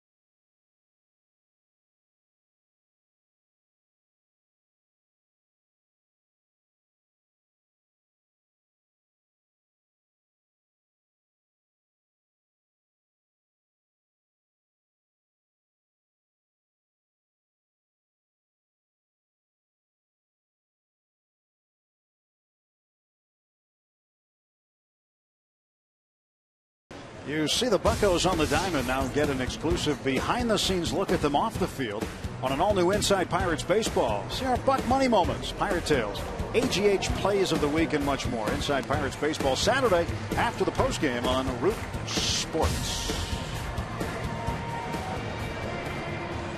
Happy you're with us here this afternoon. Good ball game now, just a one-run game, 4-3 with Paul Alexander and Steve Blass. I'm Tim Neverett. The Cutlasses are battling against one another. Kid on the right's got 5 o'clock shadow. New pitcher's Brandon Kintzler. So Kintzler comes on to replace Mike Fiers. Fiers ended up striking out 2 over 3 innings. 3 runs, 3 hits. The big bomb by Andrew McCutchen. Pirates back in the game. 5 hits given up by Fiers, making away with a no decision. Kintzler comes on to face Pedro.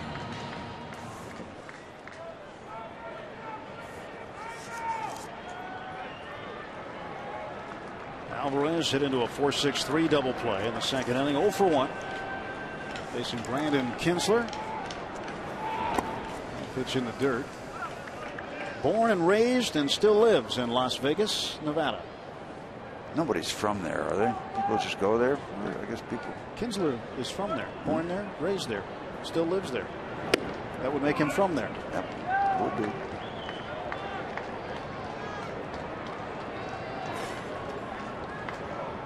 Who else is from there? He wasn't born there, born in Florida, but from there is Ryan Ludwig. Who's played here, played with the Reds. Opposite field, base hit for Alvarez to lead off the Pirate 4th inning, and the Bucks have the tying run on and nobody out.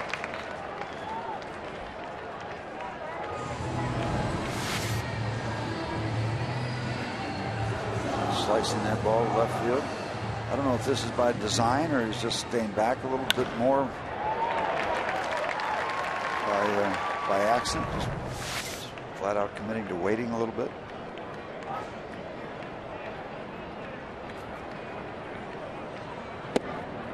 A lot of hitters will tell you, I see the ball, I hit the ball. I don't have any particular design in terms of direction unless it's a specific need to try to push the ball to the opposite field, perhaps. Sometimes it just happens. And the thing with power hitters, you don't want to have them commit too much to the opposite field because you want those bombs too. You know, the big boys are going to pull the ball a lot. It's nice to have the opposite field stuff, but don't forget what you got here. What got you here.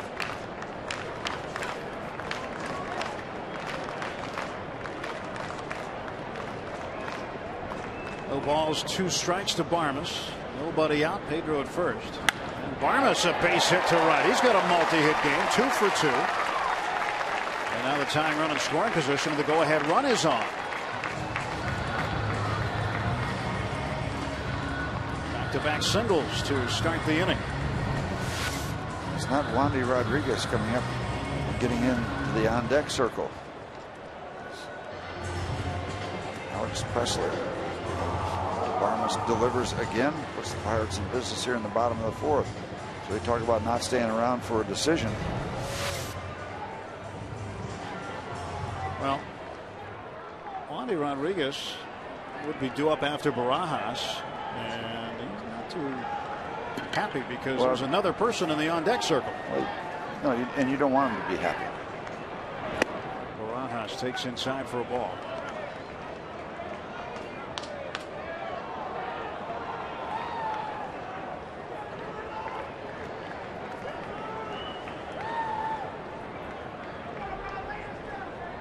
Two on, nobody out. 1 ball, no strikes. Barajas trying to put 2 men into scoring position here. And he's already there. He'd like to get Barmes at second. 2-0. Pirates with activity in the bullpen now, too. Yep, and you got a pitcher out there, just his 7th appearance here in the big leagues with Milwaukee. So might get a take sign here, perhaps. A lot of stuff going on. Jared Hughes wasting no time getting it ready. Well, Rod Barajas doesn't sacrifice very often. The last time he had a sacrifice bunt was last season with the Dodgers on the 11th of June. Called upon to sacrifice here. Do you take, or do you think you're going to get a fat pitch that's going to be easy to bunt? He takes. Neither. And it's 3-0. And now Kinsler, who during the 2009 offseason worked as a limo driver at the Wynn Hotel in Las Vegas, is a pitch away from loading the bases. When's his book coming out? For your sequel. Not getting ready to try it again. And ball 4, and the base is jammed. Pirates putting together a nice threat here in the 4th.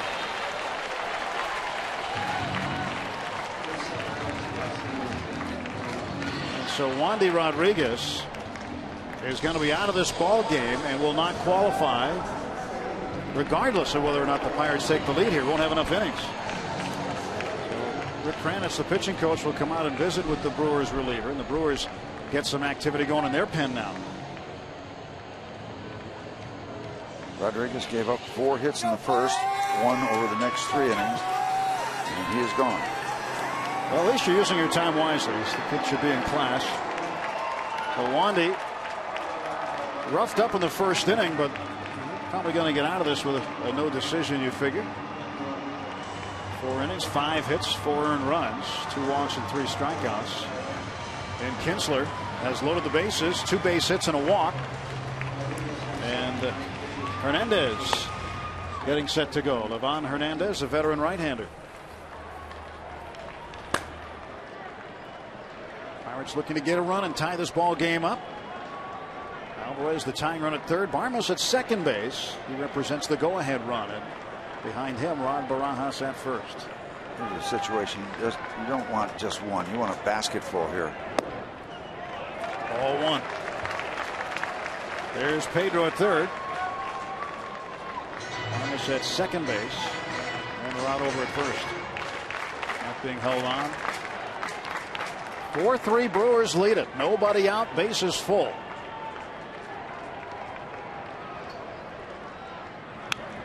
One and one to Presley.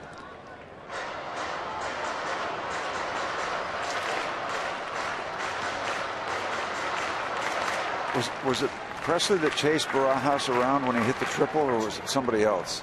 He hit the triple. He almost caught somebody. I think it was Rod.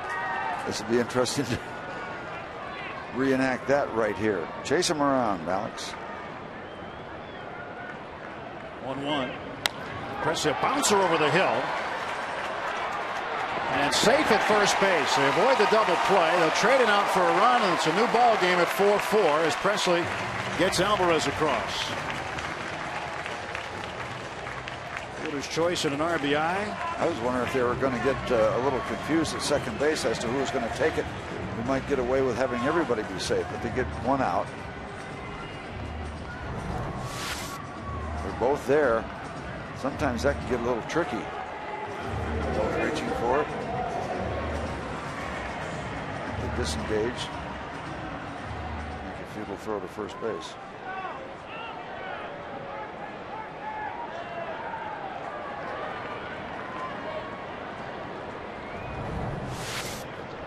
Back to the top of the order, starting Marte. See the signals to say who's going to cover the bag. You see the shortstop and second baseman do that. They'll put their glove up to hide the face. One keeps the mouth closed, and one keeps the mouth open, and they acknowledge that back and forth. And the one who has the mouth closed will be covering the bag. That has to be conveyed to the pitcher. We'll see if they tell us who. Glove kind of blocked it. Well, sometimes they'll just do that to indicate the pitch too. What kind of pitch it's going to be. Strike rung up to Marte by Alfonso Marquez. Now, Marte is a young player. Whether you like it or not, get back in the box. One out, the go-ahead run at third. That's Barnes, and Marte trying to get him in.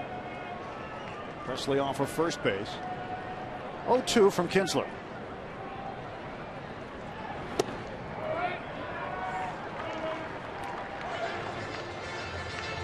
Kinsler was in independent ball. He played in Winnipeg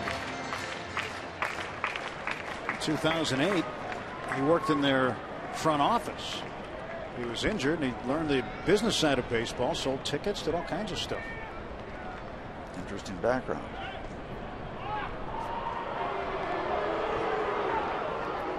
A few thousand fans calling a balk there.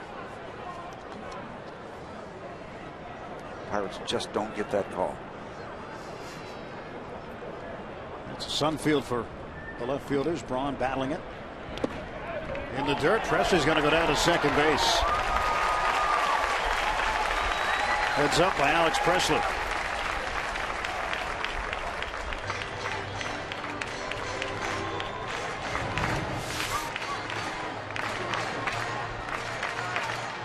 Ball gets out in front of Lucroy just enough, and you have to have the feel of when to go. You can't think about it. The instinct. Go, don't go. And went. Takes him out of the double play scenario. Infield in, and Marte strikes out. Marte now 0 for 2 with a walk.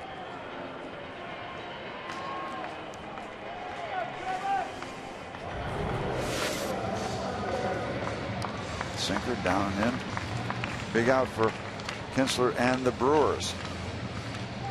They've got a chance to wiggle out of a situation.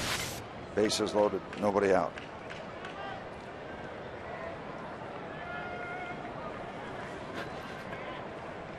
Snyder a chance to get a guy in, maybe two. And he chops this one to Weeks. Pirates will leave 2, but they get 1 and tie the game. And after 4 full, it's a 4-4 game at PNC Park.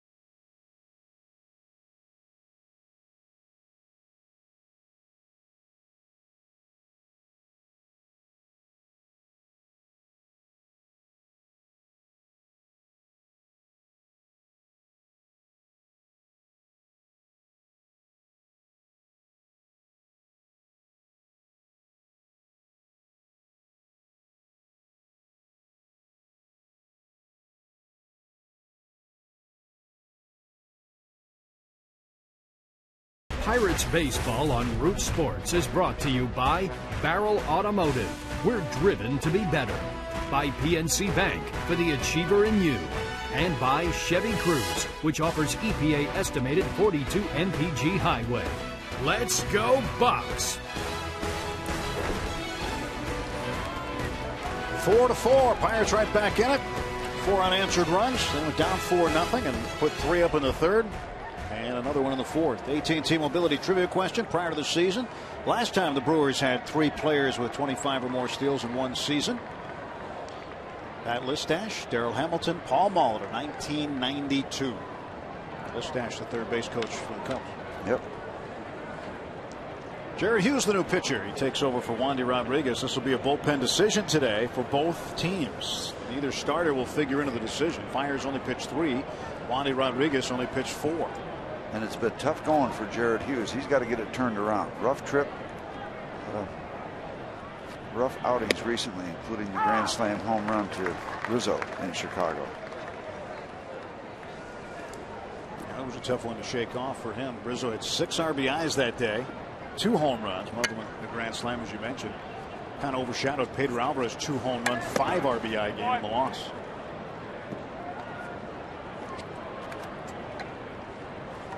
One ball and 1 strike to Ricky Weeks. He's 0 for 1. Struck out looking in the second inning. One of the 3 strikeout victims of Wandy Rodriguez in this game. 79 pitches thrown by Rodriguez in 4 innings. It's almost 20 an inning. It's a large early count. That's history right now. We've got a 4-4 ball game.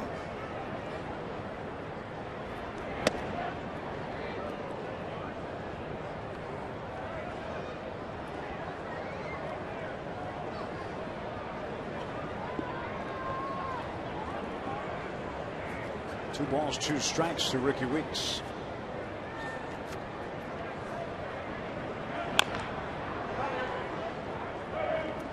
Weeks, Braun, and Ramirez. 2, 3, and 4 due up this inning for Milwaukee. Top of the 5th. Rodriguez added to Weeks' home run or strikeout total. Excuse me.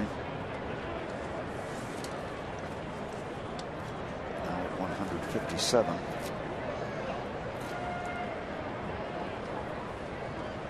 Long look in by Jared Hughes. Ground ball to second. Neil Walker. Boots a routine play. You don't see that very often. And that doesn't help in front of Braun and Ramirez. Oh, never. That's the 9th error on Walker this year. He does have to go back to his left to make this play, which is not always easy, but the ball right there just skipped on him. Got it off the heel of the glove. Got a piece of him too, I think, off the knee.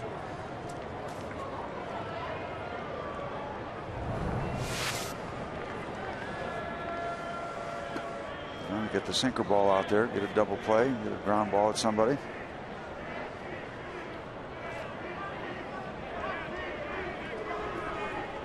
Ryan Braun at the plate. Pirates looking for a ground ball. 1-0 the count. Well, the sinker baller like Hughes, good chance you can get a ground ball.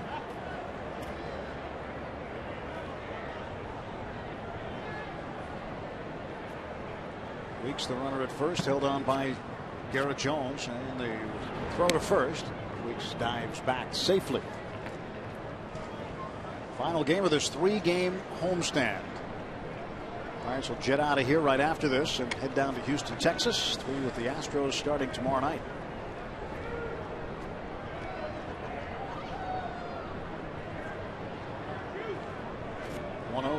And Braun to right center field near the gap. On the run is Snyder. Will make the catch.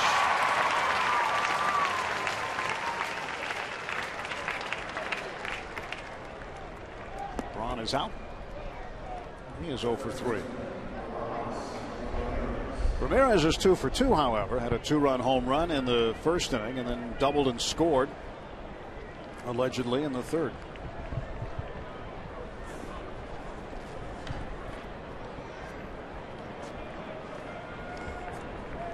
numbers. 94 RBIs, 25 home runs, 297. That's just solid. Solid stuff for Ramirez. I think the Brewers have to be really happy with what they got out of Ramirez this year, trying to replace the offense lost by Prince Fielder when he signed with the Tigers. I don't know if Ramirez gives you everything back, but certainly a lot. Weeks goes, Barajas throws, and that's too late. Stolen base for Ricky Weeks. Second steal by the Brewers in the ball game. Aoki had one in the first. Not a great lead, but a lot of speed. Good break. Stolen base. We had him right there. As soon as his hand came up. Keep the tag on him. Yep.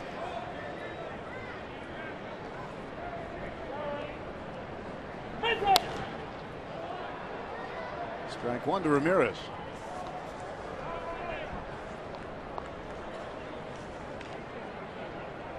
Barajas and McHenry still having problems throwing out runners. Well, so are the Pirate pitchers. It's on the pitchers mostly because of their pitch times to the plate, the release times. Now, granted, a lot of throws have not been great, but what happens if you continually allow guys to steal? Your catchers get a little spooked, they get a little antsy. Now it messes up their mechanics, trying to do things quicker. And many times when you rush, you don't get a good throw. So it's still, a lot of that still comes back to the pitchers.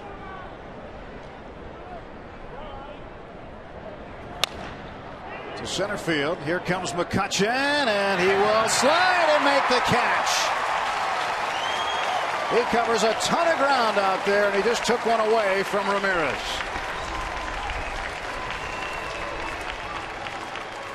A little bit of highway robbery.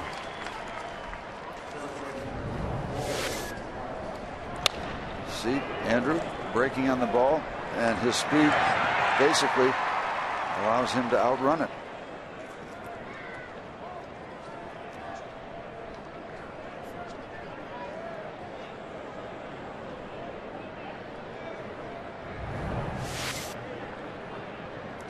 Not so much spectacular by the slide, but by the speed as he closed on the ball. Weeks getting a big secondary lead after the pitch. See how far he can go with 2 outs and Pedro playing off the bag at third. Pirate catchers combined have thrown out 11 runners this year. Pitchers have thrown out 4, meaning going to first base and catching somebody stealing. Pitcher to first, first to shortstop, the tag out. 11 of them combined this year. That's certainly going to be a point of emphasis this offseason. Not that it's not for the next 13 games after this, but something that the Pirates will be addressing. Did he go? Peel. That's a ball, 2-1. The impressive thing about that catch by Andrew McCutchen to me was that I don't think he got a great break on the ball, but his speed allowed him to close. One of the things that happens, you've got a power guy like Ramirez up. He takes a big swing. You're almost back on your heels. You're expecting to maybe see a lot more carry, and that might take away that quick jump. So you close because you got a big swing and the ball not coming off the bat very far. His closing speed is great. Foul tip into the glove of Barajas for strike 2. So many times you see a big swing, and as an outfielder, did he get a lot of it? Did he not get a lot of it? You react one way or the other, and sometimes it's tough to judge whether it's going to be solid and a lot of carry, or whether it's a big swing and just hit it off the end of the bat and it doesn't do much. Got him. Struck him out. Brewers leave a man on the bases. Heading to the bottom of the 5th. All even at 4.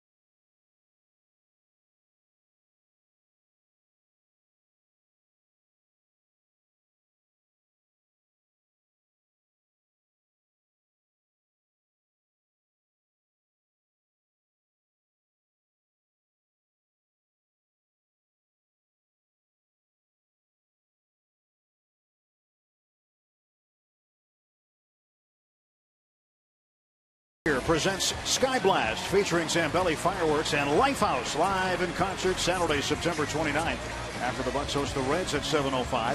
If you already have your tickets to the game, upgrade your experience by purchasing passes to watch the show from the field. For tickets, go to pirates.com/field. Hanging by a moment. 4-4, bottom of the fifth. McCutchen leads off against Kinsler. And a new first baseman, Ishikawa. Travis Ishikawa takes over for Corey Hart. Hart's had the injury issues with his left foot, plantar fasciitis, so he is out. Straight change, and Ishikawa is going to play the second half of the ball game, looks like. One ball and one strike. McCutchen with a 3-run home run in the third inning. His 30th. Great to get to that level, that 30 level. That is a fair ball. Ramirez throws him out. Kutch is now 1 for 3. 5-3 on the putout. You might say, well, he's chasing Cabrera for the title, 1 for 3, and I hope he does better than that. But you know what's more important? That 3-run bomb for this ball club. Right now, that's more of an issue than any batting race.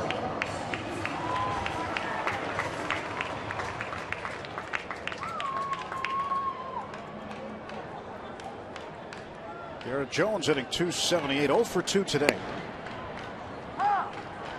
Strike is called, nothing in 1 to count. Nice job by Jared Hughes after the error and then the stolen base. Runs through those big boys. Braun, Ramirez, and Hart. Good job.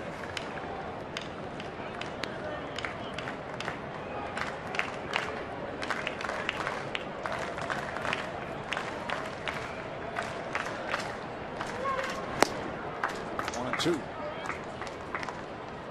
159 home runs for the Pirates. The club record, by the way, 171. Set in 1999. In range. Think about the lumber company days, things like that. I just think that this club this year is getting close to the franchise record set in 99. That is pretty amazing. You remember coming out of spring training, we didn't think we had a power-laden ball club. A lot of that offense during those hot streaks, the long ball. There's a lumber company right there. We are family. Hurdle was asked about that, about the power, and he said, well, thought we had some power, but last year the power just wasn't plugged in. Found a generator. This year they plugged it in.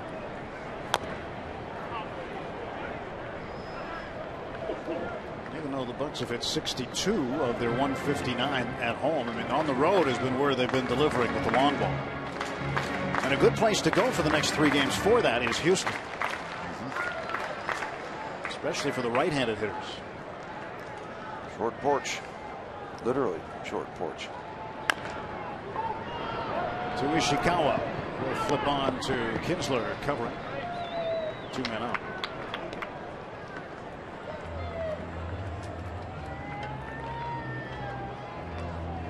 Just one more homestand after this one. Cincinnati and Atlanta will come in when the Pirates return home from Houston and New York.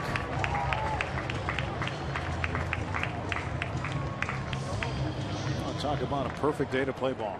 How about this one? Perfect day just about for anything, really. It's gorgeous. Western Pennsylvania in September. Blue sky day here. Neil Walker takes outside.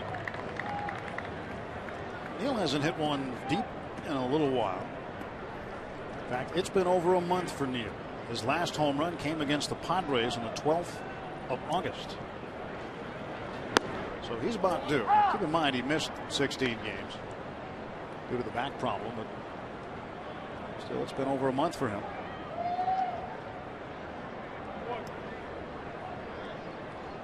Whether or not Neil can go every day for the rest of the year remains to be seen. He might have to play every other or maybe back-to-back games, get a day off just to protect his lower back. Brock Holt, who returns home to Texas tonight, play in front of family and friends sometime during the series against the Houston Astros. He went to Rice University in Houston. Told me today he's going to have a big contingent of folks showing up at Minute Maid Park. Ought to be able to get all the tickets he wants down there. This time of year, the Astros, quite honestly, struggling a bit. Last time the Astros and Pirates will play as National League foes. They'll play next year here at PNC Park, but the Astros will be an American League team using their pitcher to hit. Walker goes down on strikes. Pirates gone in order in the 5th. We'll head to the 6th. It is deadlocked at 4.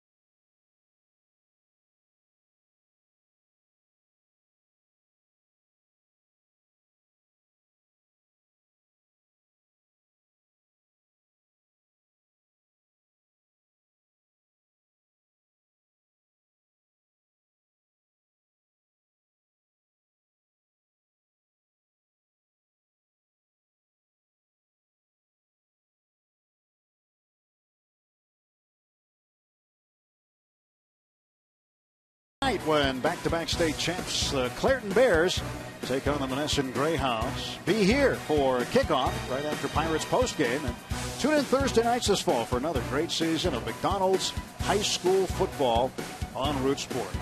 A great look west down the Allegheny. A little bit of rush hour traffic. Folks heading home and catch the end of this ball game on Root Sports. 4-4. We're not rushing anywhere. City flag right there with black and gold.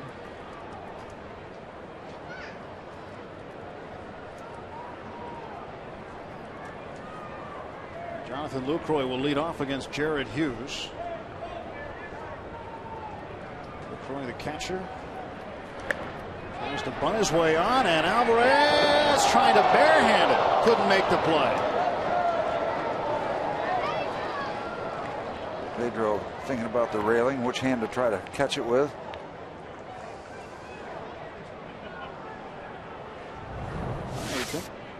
Might get his glove over there. We'll see. Wound up having the ball on the wrong side of the body.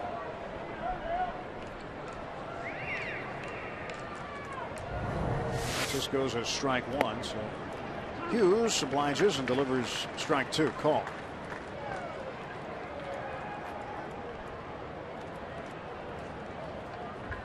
Nothing at 2 the count.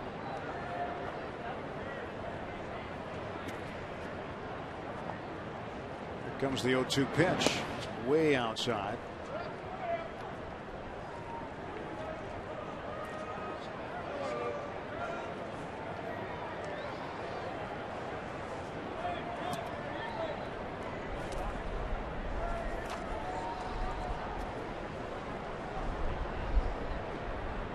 Hughes ready to go. Now the 1-2. In the air to right center field. Snyder will track it down for the out.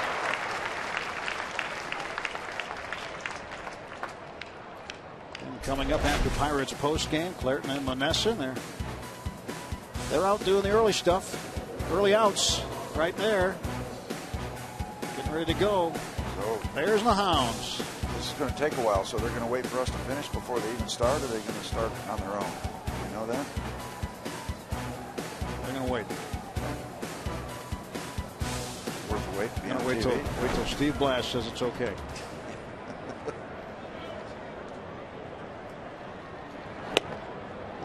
Start time's not for another little while anyway. Kickoff time.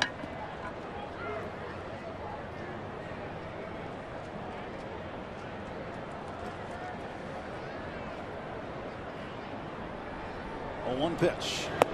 Gomez takes low. Call them early outs, or they call them specials, depending on the terminology the coaches use. Specialists come out, kickers, receivers, backs, quarterbacks. Well, secondary men, preliminary stuff, doing their stuff. Neil remembers all that. There's a bunt, and Alvarez will not make the play. Gomez has himself a base hit. Didn't matter. That was a perfect bunt. That was going to be a base hit.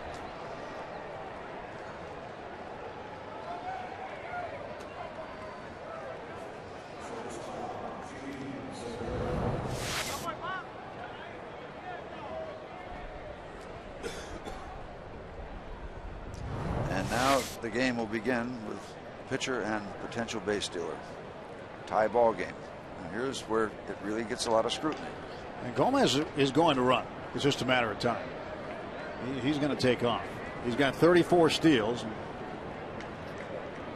And Hurdle calling the bullpen for reinforcements.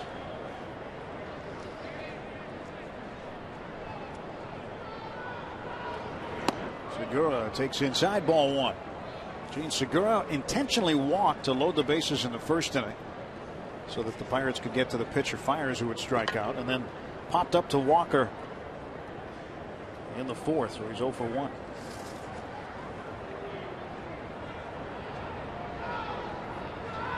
Throw to first. Has had a pretty good lead. 34 steals. He's been caught 6 times, so an 85% success rate. Been picked off just once. Above the league average.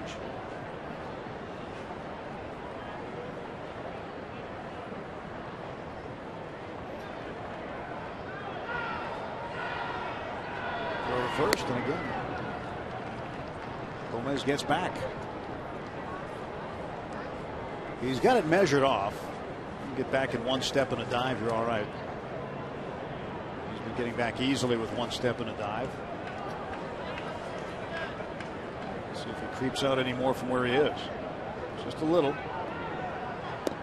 Segura takes low, 2-1. Now, what effect does a situation like this have on the pitcher? You have to keep track of the runner, especially with what's been happening in this series. And Ray Searage going out right now to talk to Jared Hughes, maybe about that same thing. But what effect does it have? It's more critical now because you got a tie ball game here in the 6th inning. Before you want to keep track of them, but your priority is at home plate. Now that could be the winning run.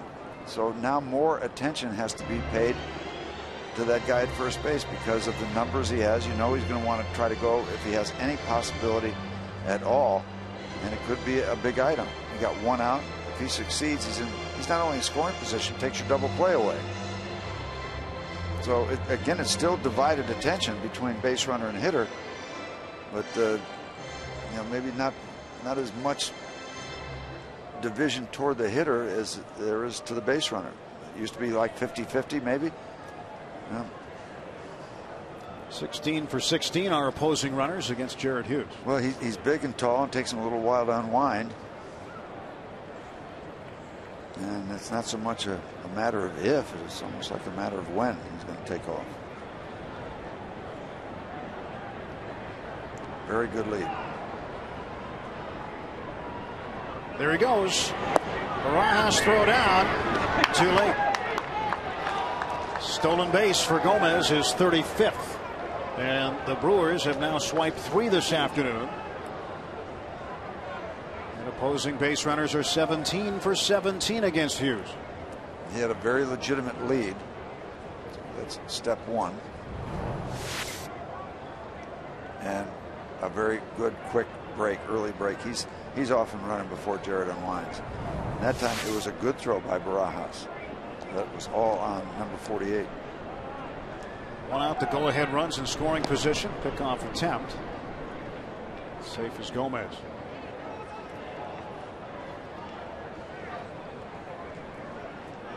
Double barrel action as Tony Watson is the left-hander. Chad Qualls the right-hander. Taylor Green in the on-deck circle. Gene Segura with a 3-ball, no strike count. He's working him. And the pitch. Ball 4. So force play again. Segura walks, and now you get Green coming up. Green is a 186 hitter. Almost looked like during that at bat that Gomez really had Jared kind of antsy, taking a lot of his attention. Yeah, this is going to be a grind. You got a 4-4 ball game when we're in the top of the 6th inning. There's going to be a lot of stuff going on, including this pitching change. Clint Hurdle wants the left-hander, Tony Watson. So Watson will come in to replace Jared Hughes to pitch to the left-handed hitting Taylor Green. 4-4 game in the 6th, but the Brewers are threatening.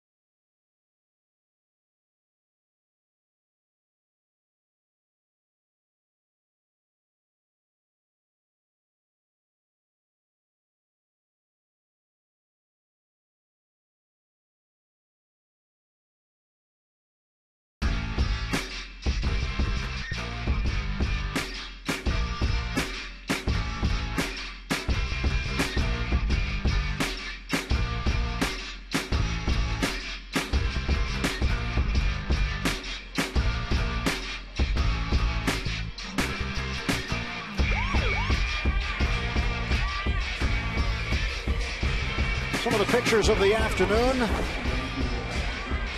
Some of the picturesque scenery around the ballpark as we get to the 20th of September. Early fall is upon us in western Pennsylvania. Here is the left-hander Tony Watson, and he will not face Green, the left-hander. Ron Roenicke counters with the right-handed hitter Jeff Bianchi.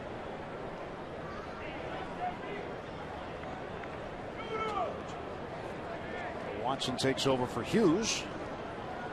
2 men on and 1 out. Jared went an inning and a third. Responsible for these 2 runners, obviously. Bianchi hitting 179.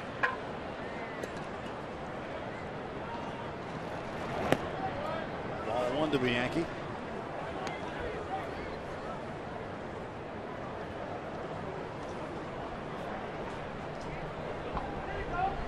Two for 9 as a pinch hitter. Most of the year in AAA, Nashville. And a 1-0 coming to Bianchi. And he hits this one up in the air. Foul ground. Garrett Jones giving it a run. And Jones will make the play on the track. Runner tags. Here's the throw across. And Gomez is safe. So Gomez taking advantage of the foul ball across the diamond. And now the Brewers with runners at the corners and 2 men out. Nice job by Garrett Jones staying with that ball. A lot of those balls just keep spinning and get in the stands, but that one stayed in play and he ran it down. Nice play.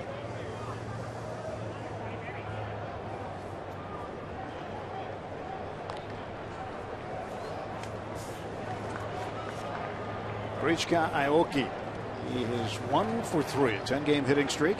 Had a base hit in the first, stole a base, scored a run. Flied out very deep to right field his last time up in the fourth.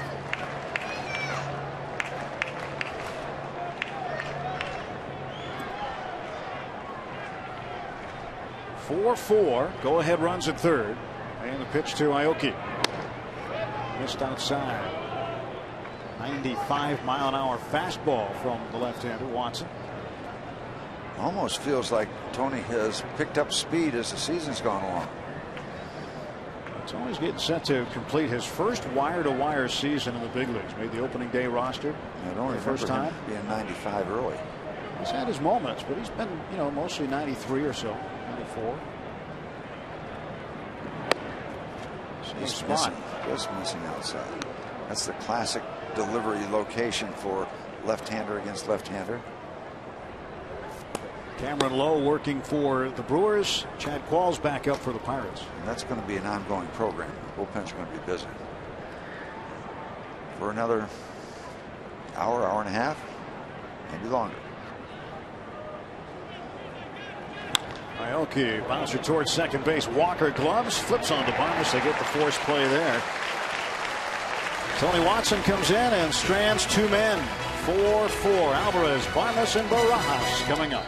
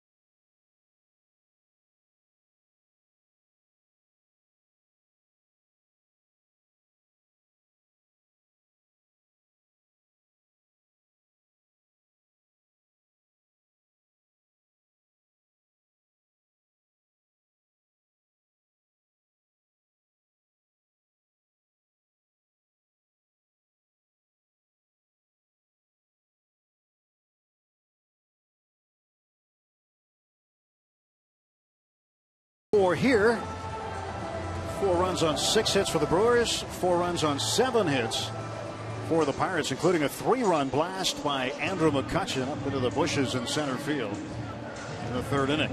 And they'll see Cameron Lowe for the 2nd time in this series. He appeared in game 1 at a 1-2-3 inning against the Pirates with a strikeout.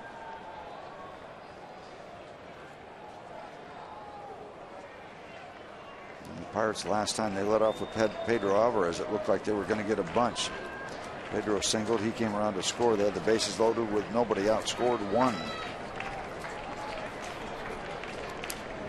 Pedro takes a strike. The Brewers defensively have shifted for Pedro with 3 infielders on the right side playing him to pull.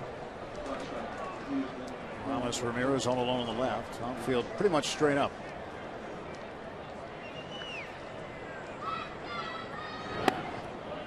Ball, 1 strike. Jared Hughes, a good outing as it turned out. Inning in a 3rd, scoreless. A hit, walk, a strikeout. So that was a step in the right direction for Jared.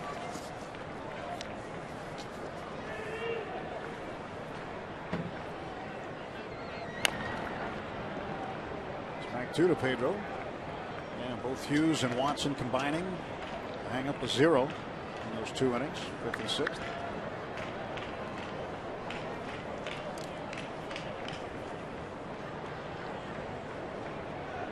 Tony got the job done. He got the pinch hitter Bianchi and then got Aoki, 2 hitters he faced.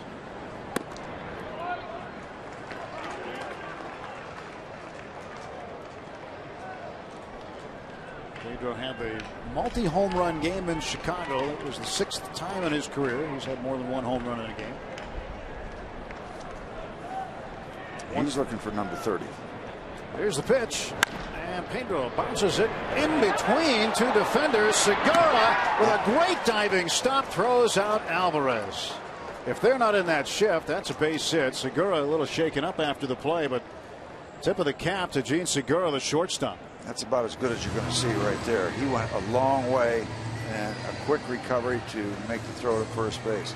He doesn't have a burner going down the first baseline, but takes nothing away from this effort. Flat out. And not a short throw. Gets it done comfortably, as it turns out.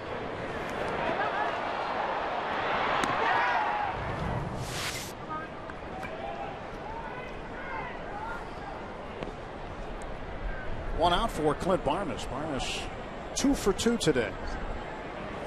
Pair of singles. You've got a tie ball game. You're in contention to do something in the postseason. You appreciate those kind of plays, that kind of effort. Brewers just got it. 0-1 pitch coming.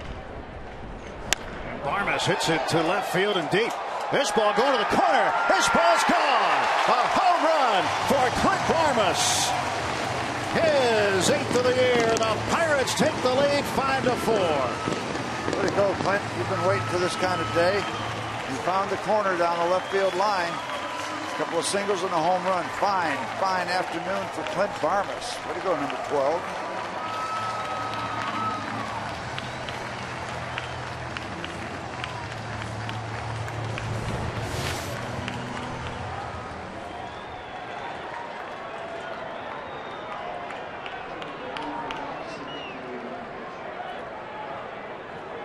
Spare. James likes it. It's up. It's good. They're giving him the field goal sign. It's up. It's good. Yeah, just inside the left upright. You've got a pretty wide goalpost here at the ballpark, so yep, finds inside the left. Yeah, they are pretty wide, aren't they? Pirates have the lead after a very discouraging top of the first inning. They're back. Playing Barajas to pull, and he beats the shift. He splits Segura and Weeks. And Barajas with his first hit of the afternoon and evening.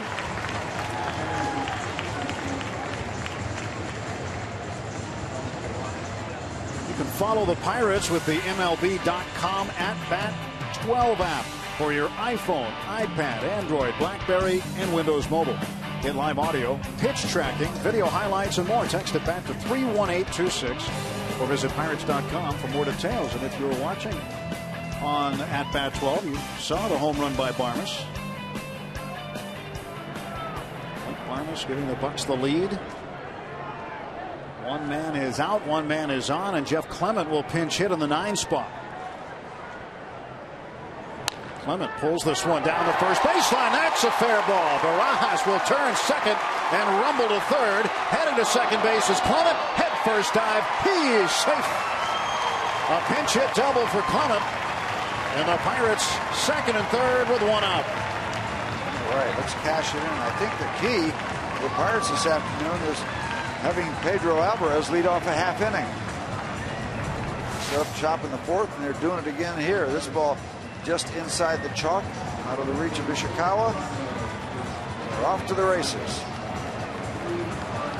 Not a couple real burners, but they wind up getting into second and third. Barajas will be pinch run for. Chase Darno out there at third base. Pirates need some insurance. Still just in the 6th inning. So the Pirates want to try to take advantage of as many runs as they possibly can get.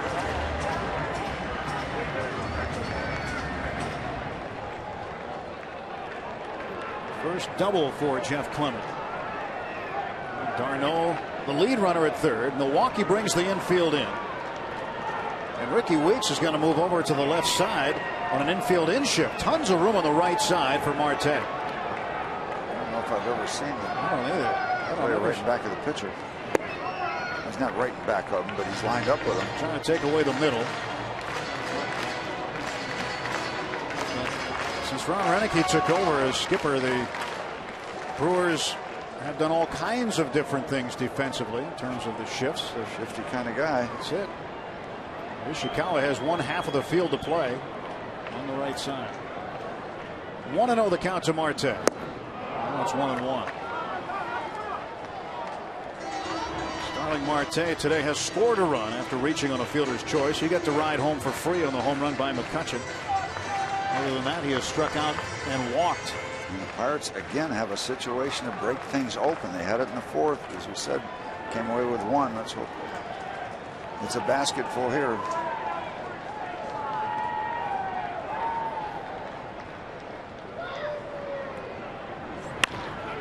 That's through to left field, a base hit.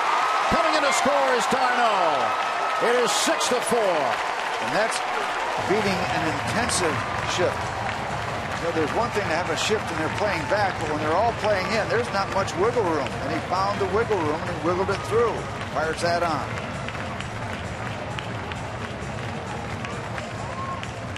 Not a lot of room to get this ball to the infield. But if you hit it hard enough, you don't have a chance. That's why the drawn up infield will create some higher averages.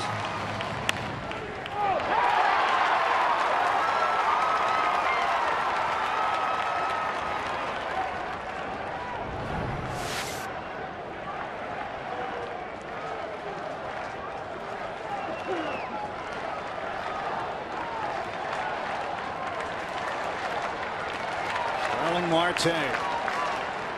Luis Severa, the first base coach. Probably a better mood now for Clint Hurdle. Pirates up by a pair of runs in the bottom of the sixth inning. They've got 11 hits on the board, too. Pile it on. This is one of those crazy games. You don't know how many you're going to need. The old cliche. Ron Renicky will take the slow walk out to get Cameron Lowe. And a pitching change for the Milwaukee Brewers. Travis Snyder waiting to see who he's going to oppose. Will it be Jose Veras? Renicky has not called for the bullpen yet. Talking to Cameron Lowe and the entire infield. And after discussion and deliberation, he's going to relieve Lowe of duty. Jose Veras will come on. So the Pirates have burst in front. Starling Marte with an RBI single at 6-4.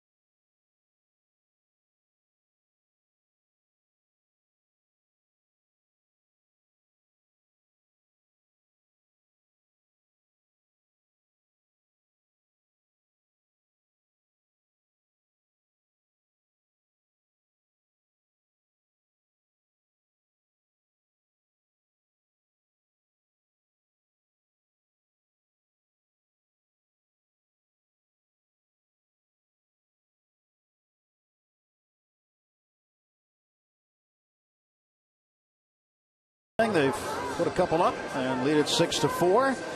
You can place a deposit for your 2013 Pirates season tickets today. From full season to half and 20-game plans, there's a plan that's right for you. Enjoy great benefits all season, like batting practice in the cages, Q&A with Pirates management, and much, much more. Plus, deposits made now receive postseason priority in 2012. Place your deposit. Go to pirates.com/2013. Another pinch runner, Josh Harrison out there at third base. Harrison takes over for Clement. Another pinch hit double. So Jay Hay out there at third base. Why do you do that when a guy's at third base? Well, you got one out, sacrifice fly. You might need a little extra speed. You get great speed at first base with Starling Marte, and Jose Veras making his 67th appearance for the Brewers.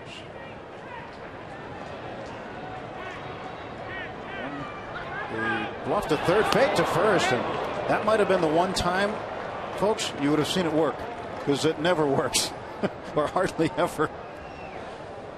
But Marte with a little bit of a jump had to get back. A little bit of a leash needed for Mr. Marte on occasion. Oops.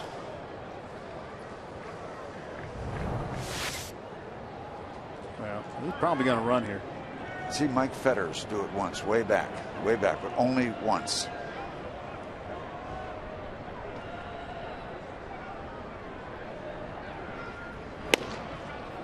Pitches inside for a ball, 1-0. Travis Snider did have a base hit in the third inning, scored a run. It's 1 for 3. He has flied to right and grounded to second also. To get Harrison in. One man out. The pitch to Snider from Jose Veras. He'll fake to third and throw to first again. Doesn't need to throw after he steps off. That's Jose. Well, Jose is never in any rush when he goes out there on the hill. Takes his time at the office. Snider, big cut and a miss, 1-1. Probably looking to see a little more power from Snider. He has 1 home run with the Pirates. In the American League with the Blue Jays, he had 3 in a much shorter period of time in terms of duty. 8 home runs for Snider. He does possess power. Heard some stories about his swings in the minor leagues and the mammoth home runs he's hit, but hasn't translated yet at the big league level. There goes Marte. Pitch a ball. Throw goes to the side of the bag. And a stolen base for Starling Marte. His second of the game and his 9th of the year. A small step of payback by the Pirates to the Brewers for all the running they've done. Not a great jump at all, but the throw was miserable. Pirates have stolen 3 bases today. 3 for 3.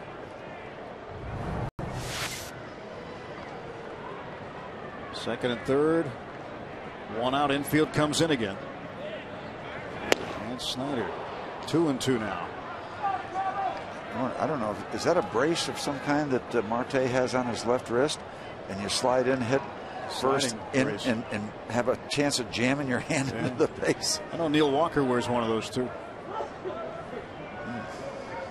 More than likely because they jammed it in the past. Yeah, maybe that's why they wear it, so protect it.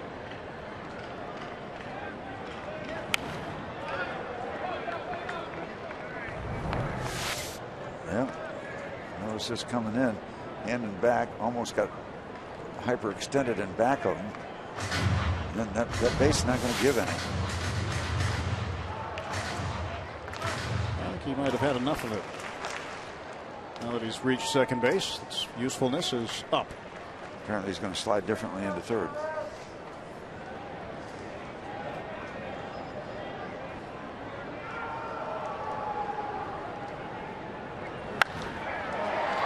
Shallow center field. Harrison tagging. Gomez getting behind it. Harrison's going. Here comes the throw to the plate. Harrison saved for the head first slide. That's why he pinched on Harrison.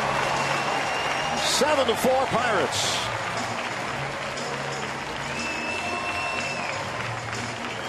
Snider with his 9th RBI on a sacrifice fly to center field.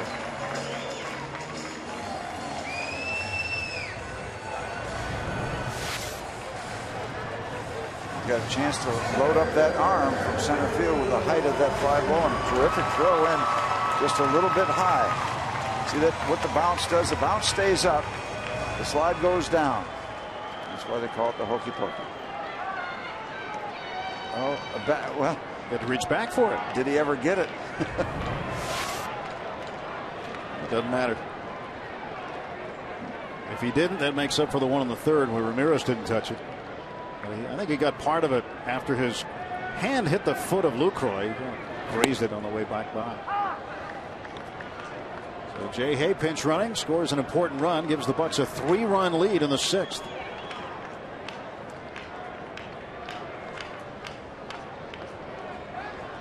If you're just tuning in at home, this game began at 4 o'clock this afternoon. Today. That's right, today. Operative word. Final game of a 3-game homestand, 3-game series with the Brewers. That's all right. Pirates are up. Miserable beginning to currently a 3-run lead. McCutchen hit a 3-run home run in the 3rd inning, his 30th of the year. He's 1 for 3 today. Clint Barmes has hit one this inning. Aramis Ramirez hitting a 2-run shot in the 1st for Milwaukee. Milwaukee put up 3 in the 1st and 1 in the 3rd inning.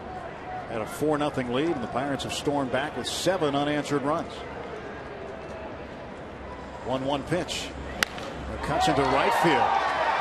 Marichka Aoki over by the line, and he's not going to get it. Boy, very dangerous over by that short wall. Yeah. A little elbow action there. Aoki's okay. Looks like he's got it measured over there, and then he has to come in. He's throwing a little padding there, but they just took this fan out. Yeah, watch the guy in the black hat and blue jersey. So you want to get in the game, you're in it.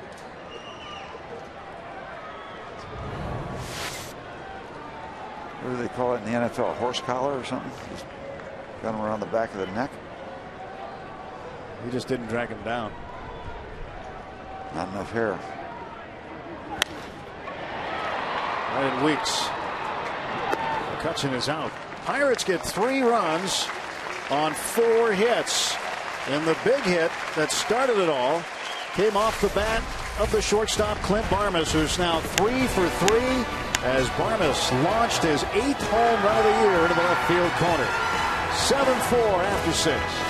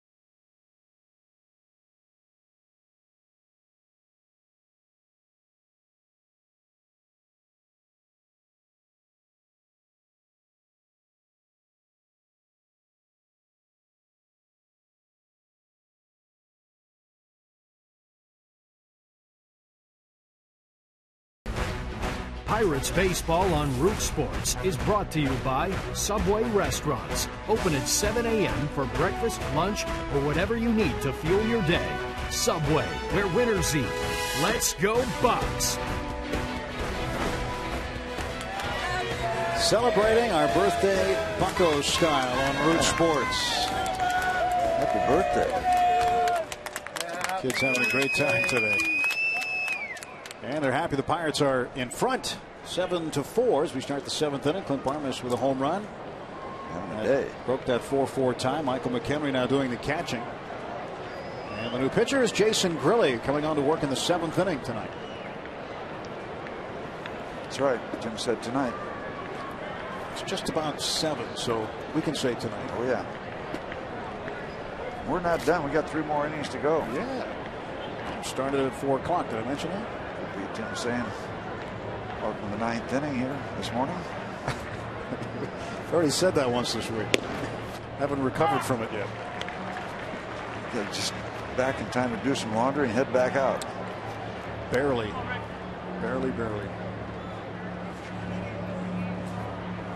Nothing in 1 to count to Ricky Weeks.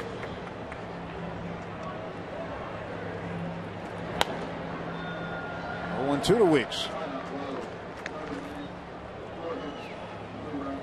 Weeks in the ballgame has walked, struck out, and reached on an error.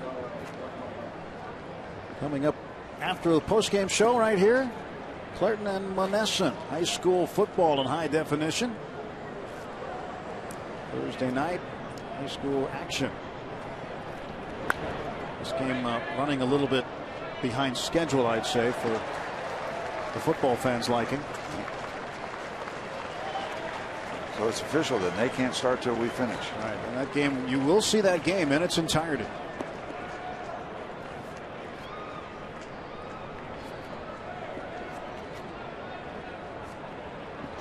No balls, 2 strikes to Weeks. Really stretch, and the 0-2 coming. Weeks takes upstairs. So everything else final that started earlier today in baseball. This is the only game being played at this hour. There will be other games getting underway within the hour.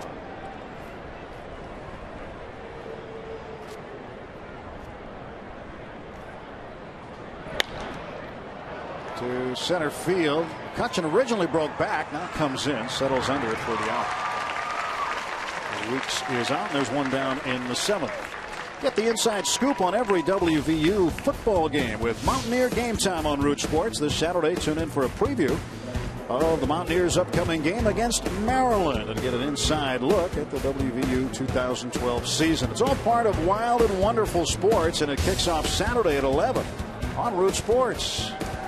Mountaineers pretty good, by the way. They are indeed. I think it's bad news for anybody with a tortoise shell in the state of Maryland this week. Terrapins might be in a little trouble.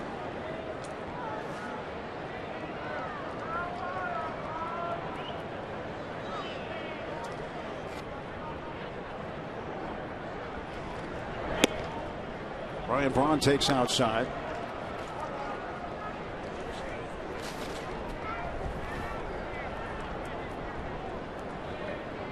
Braun's 0 for 3. Had a ground out in the first inning that drove in a run.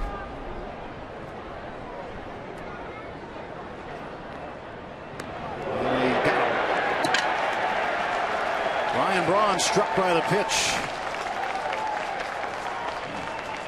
And it happens. I don't think there's that particular need of cheering when somebody gets hit by a pitch.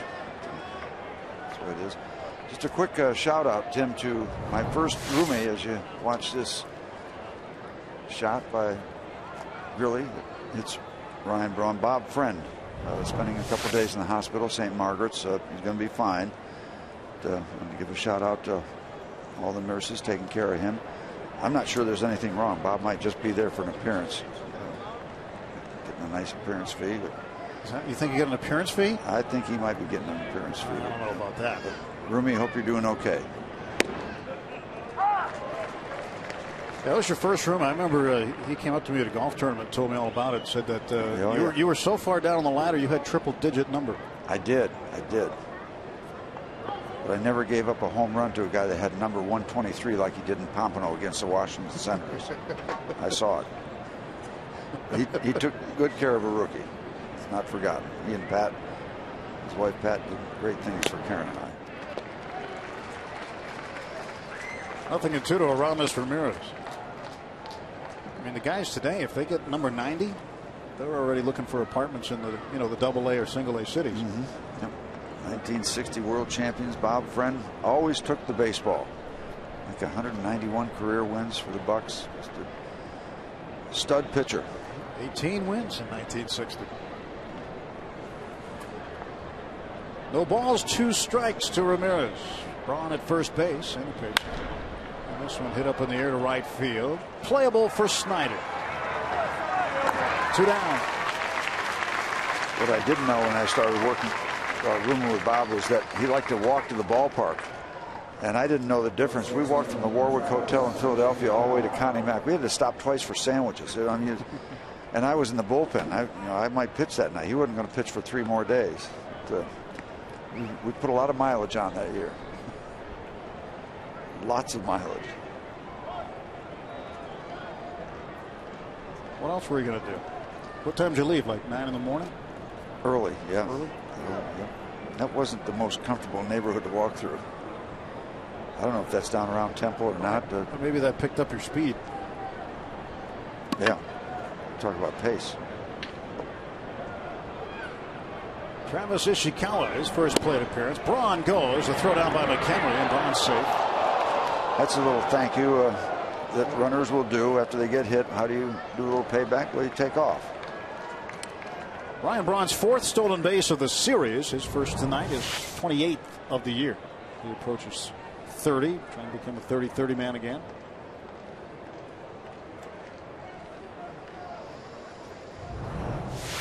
Unfortunately for Michael and Rod, they've had that reaction a lot this season after a steal of second.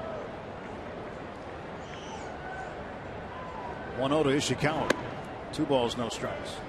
Now you'll know it's a real vendetta if Ryan takes off to third base. Well, look how far Pedro's off. I mean, it's the kind of situation with 2 outs, you may see a runner do it. If he does it, it could be a factor of some payback too.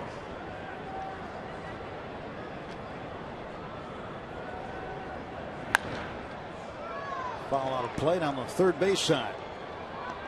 Ishikawa 2 balls and 1 strike. Ishikawa came in halfway through the game. Corey Hart started. And Ron Renicky taking him out. Again, Hart has had problems with the foot, and Ishikawa playing more.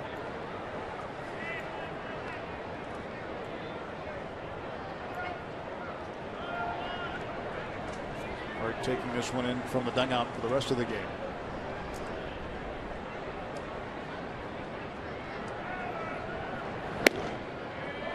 Three and 1. The Padres did beat Arizona. Arizona had caught the Pirates in the wild card standings to start the day. They were 4.5 back, along with Pittsburgh. And San Diego with a win today, 6-5. So it knocks Arizona back a little.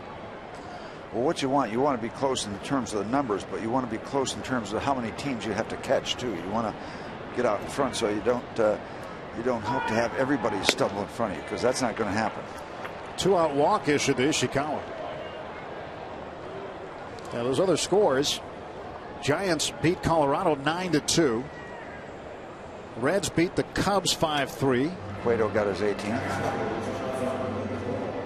And the Reds clinched the playoff spot with that victory. So they win at Wrigley Field today. Cardinals beat Houston 5-4. Qualls getting back up for the 3rd time. And over the American League 2 games, Cleveland beat Minnesota 4-3. And Oakland clubbed Detroit 12-4 in the Motor City. A little come from behind action. The Nationals can clinch a playoff spot if they win tonight at home against the Dodgers. Strasburg starting for them tonight? He is not. Do you ever read the papers? Well, I have to bring it up because I think it's a travesty. I hope the Nationals get crushed. And I love Davey Johnson. So how do you feel about that, Steve? I'm not quite getting your drift. May never get there. Remember Danny Marino getting the Super Bowl one time? Thought he'd be back a bunch of times. And sometimes you only go that way once. People who are paid to be a lot smarter than us make those decisions.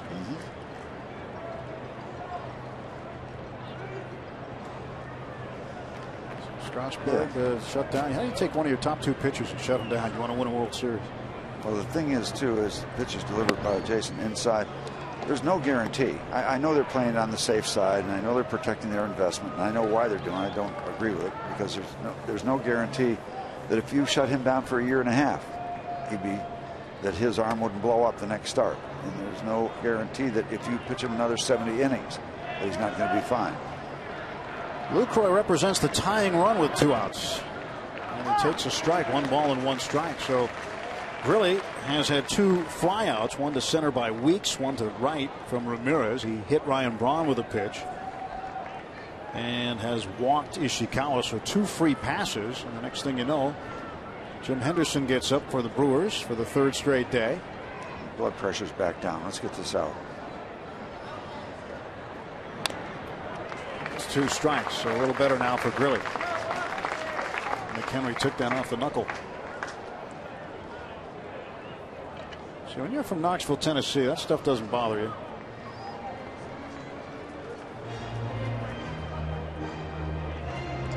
So Michael just needs a second. Let the hornet's nest get off his hand. That hand. Oh, he got on the arm. The shoulder right at the point. Well, the way he reacted looking at his hand, but he's just kind of squeezing his arm. Still wonder kind of why he has that bare hand in front, and not a lot of catchers like to keep it in back so they don't get whacked on that throwing hand.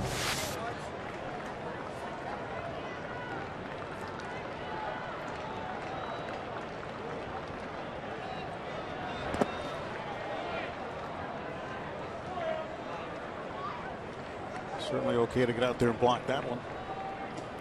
I don't think you're going to see much quit in Michael McHenry. He's bounced around too long, too many organizations, too many teams to tell anybody he's not able to play. Lucroy awaits the 2-ball, 2-strike offering from Jason Grilli. 2 on, 2 out.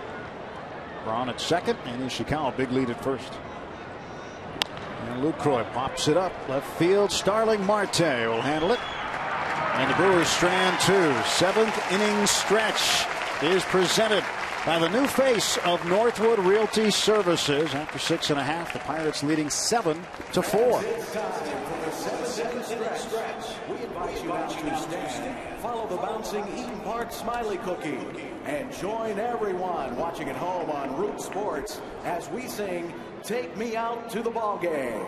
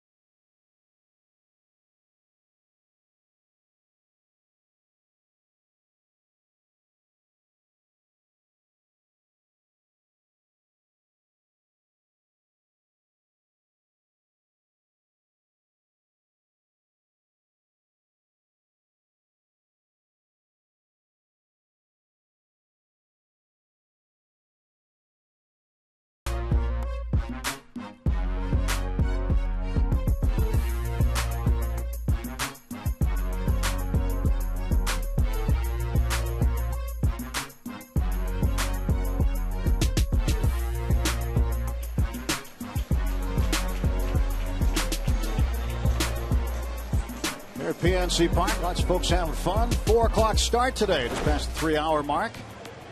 And those people dressed for success tonight. Come watch their Pirates. So if you're going to be an effective Pirate, you're out on the sea. There's a lot of glare. You got to have the shades. Little nail polish doesn't hurt either, I guess. Not a bit. Left-hander Manny Parra comes on for Milwaukee. More runs, more. Facing Garrett Jones, who drives one to right field deep. Aoki to the wall. He leaps and makes the catch. Jones has had a couple of close calls. Doesn't have anything to show for it. 0 for 4. Just wish he had that direction with that monster shot he hit that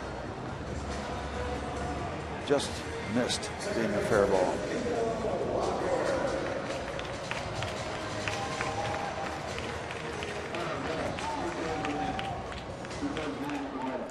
Walker will bat right-handed against the lefty Parra.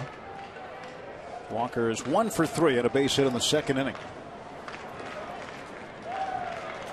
He's flying to right end, struck out. First at bat right-handed in the game. He takes outside for a ball. Coming up after some high school football tonight. We'll tell you a little bit about that in a bit. Here on Root Sports every Thursday night. Here's the 1-0 coming to Walker. Just on the corner for a strike call. Pirates had 3 runs in the third on a 3-run shot by McCutchen. 3 runs in the 6th. Solo homer by Barmes helped out. Double by Jeff Clement, pinch hitter. Came up with an extra base hit. Walker on the off-speed pitch over the top, 1-2.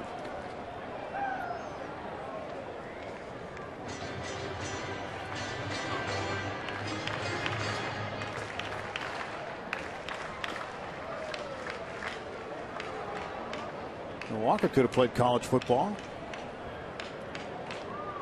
Penn State was very interested in him. They wanted him to be a tight end, and they wanted him to put some bulk on. He told me they wanted him to put 60 pounds on. Oh, you should have come to me.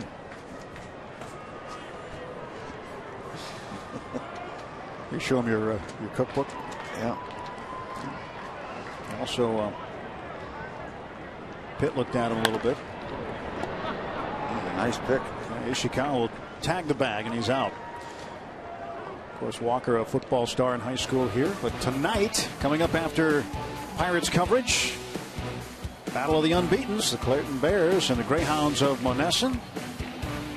Chavis Rollins, wait till you see this kid play. And wait till you see Monessen play. They're averaging 42 points a game this season. But Clairton's got the nation's longest winning streak. 50 straight games. 104 points in the last 2 games. It's going to be a classic battle, and you'll see that game in its entirety in high definition on Root Sports following Pirates postgame. McDonald's High School football under the lights on Thursday nights.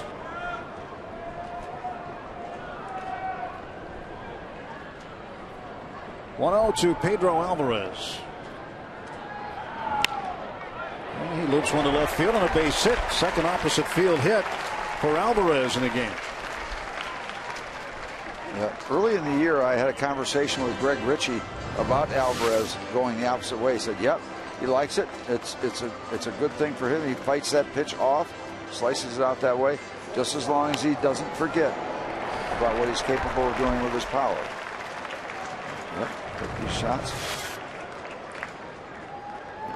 They're getting after it with Monessen and Clairton, and they really get after it tomorrow night. Western Pennsylvania Friday night football. It's pretty intense. It's been for a lot of years. It started tonight. It's a really good one, Monessen and Clairton.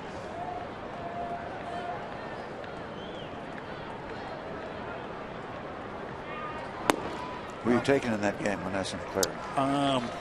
That's too tough. I don't know. It's too tough to call. It is too tough to call. I've got a lot of friends that grew up in Monessen, so I've got some ties there. They're leaning toward the Hounds. Yep. Cullen family, a lot of good athletes. Monessen area. So you can go home and watch that on Root Sports right after Pirates coverage. And, I will. We'll be on a plane on the way to Houston. Yep. You give me a call at home, I'll give you updates. Well, you got all that technical stuff. Don't turn it on during the flight. Mess up all the stuff on the airplane. Don't turn anything on.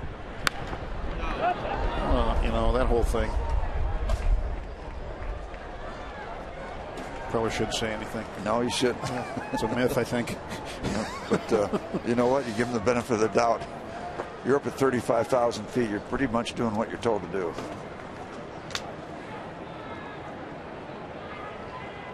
Two balls, two strikes, two outs.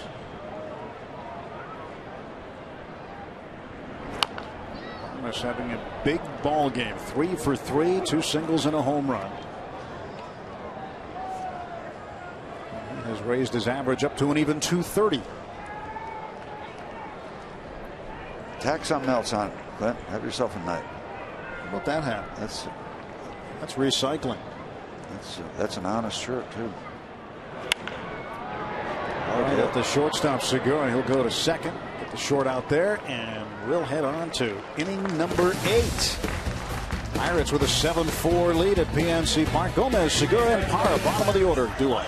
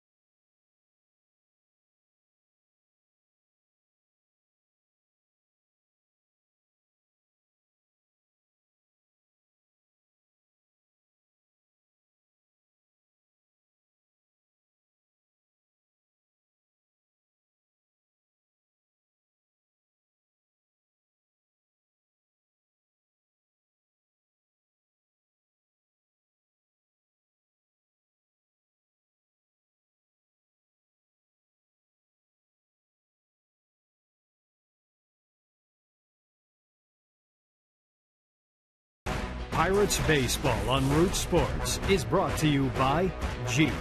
Now get a great deal on a legendary Jeep vehicle at the Jeep Summer Clearance Event. By AT&T, the nation's largest 4G network. AT&T, rethink possible. And by Levin Furniture and the all-new Levin mattress stores. For a great deal on a new bed, shop Levin's. Let's go Bucks! 7-4. Pirates with the lead heading to the 8th inning at PNC Park with Paul Alexander and Steve Blass. Tim Everett with you. All right, Keith, take a bow. Keith Reese, our lower third camera guy, is heading off to do a little bit of stuff on the gridiron. One of our veteran camera guys here. So look at the matching outfit to the camera cover. I know, he's trying to blend in. Good flow going there. So Keith, thanks for all your work here. I know it's his last baseball game before getting into football full time. So good job. I can imagine one homestand to say goodbye to everybody. Well, and hopefully to extend the Pirate season. Here's Carlos Gomez, the center fielder. Alvarez playing in form this time. And there's a line shot to left field and a base hit. Off Chad Qualls. New Pirate pitcher in there taking over for Grilli, who pitched a scoreless inning. Rodriguez, Hughes, Watson, Grilli. Now Qualls try to hold on to this 3-run lead. And Hurl making a phone call quickly. And James McDonald warming up for what would be his first relief appearance as a Pirate.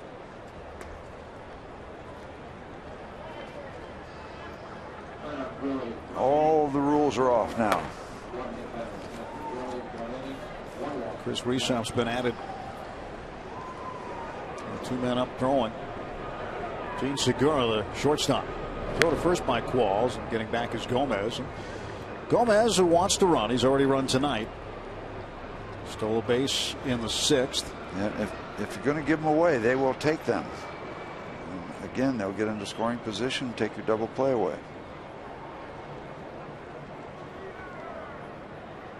.35 steals for Gomez.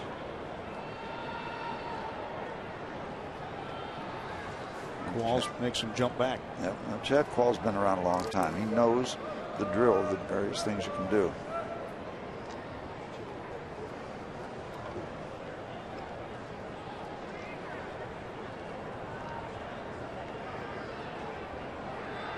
Throw to first. Gomez back. A little sweep tag by Garrett Jones.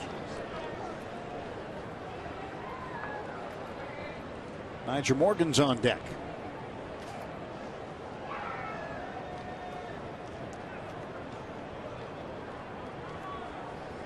Morgan relegated to much bench duty throughout the second half of this season. There's a looper to right center field. He's going to get down for a hit in front of Snyder. So 2 straight hits off of Chad Qualls in the 8th inning, and suddenly the tying run's back at the plate, and pinch hitter Nigel Morgan. So Qualls needs a little help here. Upstairs, up in the strike zone, hitting area, base hit.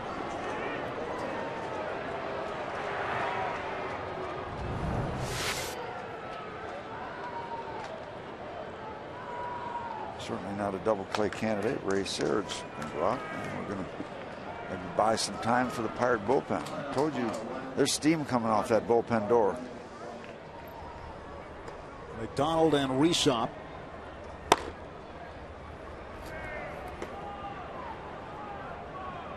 Ray Searage with the visit. Well, now, you know, again, this happened in the 7th inning too, where 2 men were on early. The tying run was at the plate. I'm going to say, when you saw that shot with just the hands, that ball looked huge. It did. I thought it was like one of those funny balls. Go back in. Look how big this ball looks in his hands. Look at that. It's like a beach ball. He's not letting that He's go. got the four. That ball's going home. With the right hand, he's working on the 4-seam grip. Might be counting those stitches too. Work on the number of outs we need. Still need 6. Here is Nigel Morgan. 233 as a pinch hitter. Qualls delivers outside and low. Nigel can be tough to double up. He runs well. Coming out of the left-hand batter's box, gets down to first pretty quickly. And he likes to slap the ball to the opposite field. And Clint Barmas over well in back of Gomez, trying to keep an eye on him. Big hole between third and short. 2-0 to Morgan. And things getting sticky here in the 8th inning.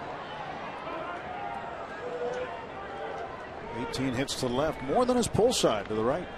Most of them to center.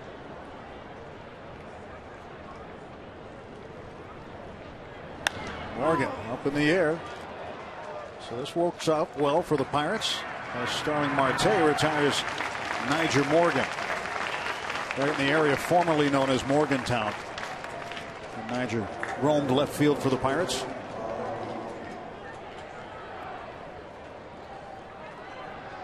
Nigel is out. 1 out, first and second. Qualls back to the top of the order. And you want to talk about a guy who can really handle a bat well and paddle a ball the other way. This is the guy, Aoki. He hits to all fields very well.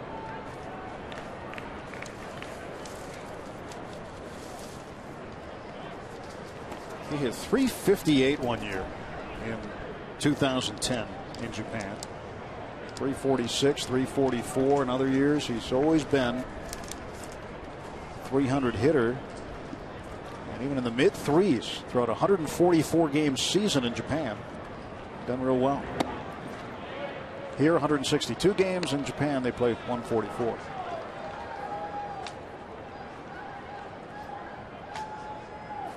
He'll go to all parts of the forest. Gomez, the runner at second base. Segura at first, 1 out. Pirates a 3-run lead, trying to protect it here late. Chad Quall's pitch. This is up high, and it is 2-0 to Aoki. And you've got the big bats looming. Ricky Weeks is on deck, but Ryan Braun's right after him, followed by Aramis Ramirez. So the best recipe right now is a sharply hit ground ball to Neil Walker, I think. Get 2 out of it and get out of the inning.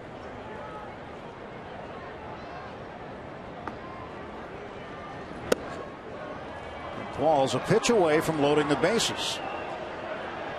And leaving the ball game, perhaps.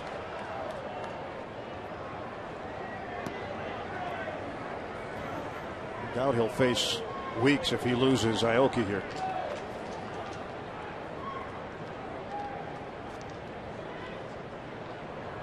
Three balls, no strikes.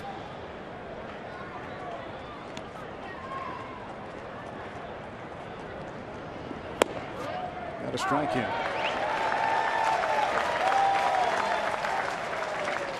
Walls gets back in the count against Marichika Aoki. Aoki, a couple of times in the World Baseball Classic for Japan. He's also participated in the Olympic Games in Beijing in 2008. 3-1. Full count.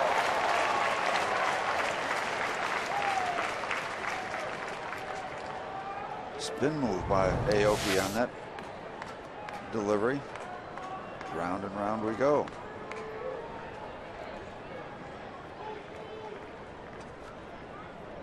As Bob Walk likes to say, spin to win. Big pitch in this ball game right here. Broken bat.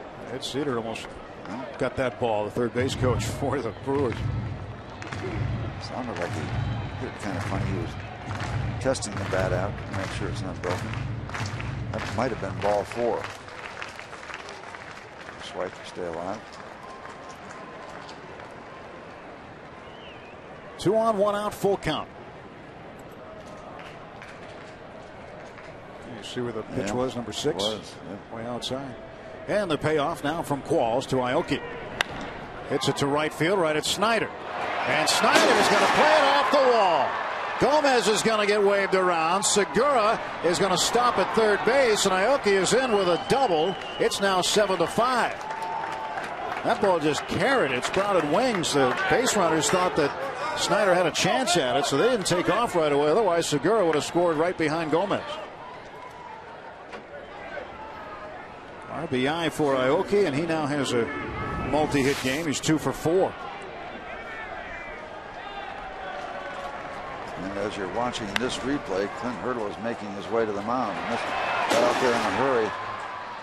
And actually a fairly legitimate bounce back. That ball could have bounced any direction, and you could already have 2 runs in. They're going back to make sure. No pressure for them for their base running to force anything more than that. 33rd double for Aoki, and he chases Chad Qualls. The pitcher coming on for the Pirates, it's Chris Riesopp.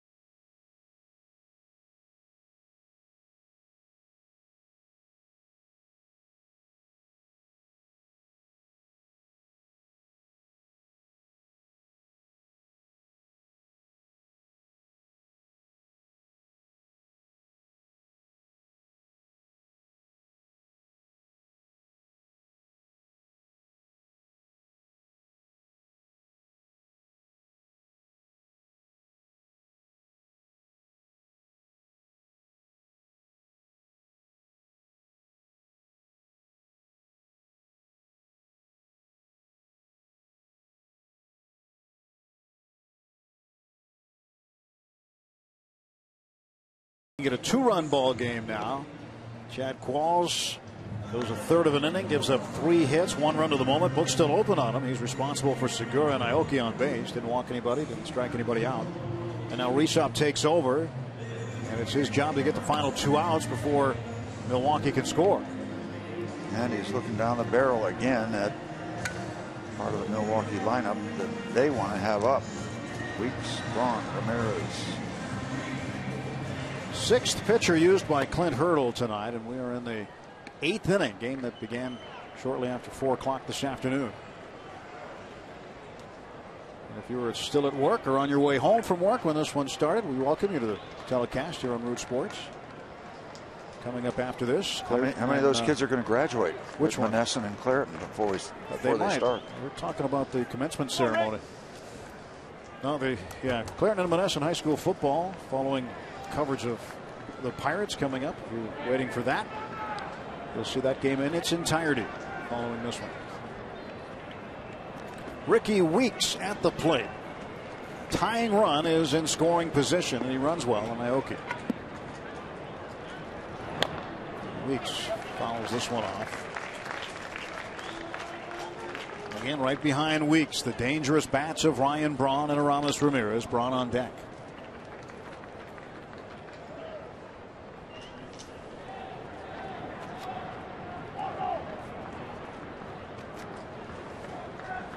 He's lurking in the on-deck circle.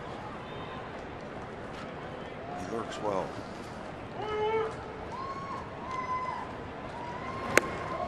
Pitch up high. 1 ball and 1 strike. 1-1 to Weeks. Segura the runner at third. Aoki getting his lead at second. Angling back of the bag so he can take his angle around third. On a base hit. 1-1. 2-1 now to Weeks. And certainly Rysop doesn't want to lose Weeks. Still got a long way to go in this count, but not a comfortable feeling to have to face Braun with the bases loaded. And you trade him out for a run here with a 2-run lead if you had to.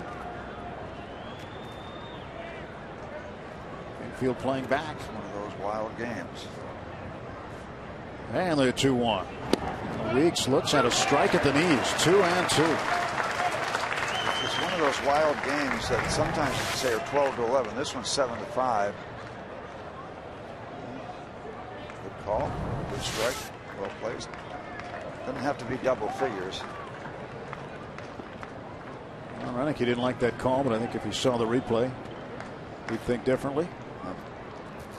He'd understand. He might not still like it, but he'd understand. There's a base hit to the gap. That's going to tie the ball game. That goes all the way to the north side notch, and Weeks is going to head for third base. And this ball game is tied at 7. Can you believe that? Tied at 7 and dangerously close to being in Milwaukee lead with when you look at who's coming up to bat. Ricky Weeks with a clutch hit. A 2-run triple for Ricky Weeks. And Chad Qualls will get tagged for 3 of the runs. This ball was hit hard in the perfect part of the ballpark for 3 bases.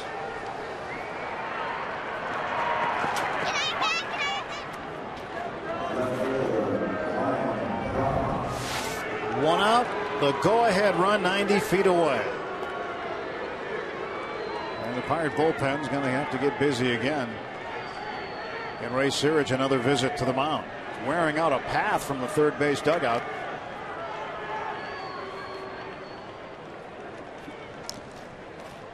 It's just been that kind of run for the Pirates. It's just been such a struggle. What was it? Sunday, the lead was 6-1, 9-5 at different times. And it's just been one of those runs where they just can't put anybody away.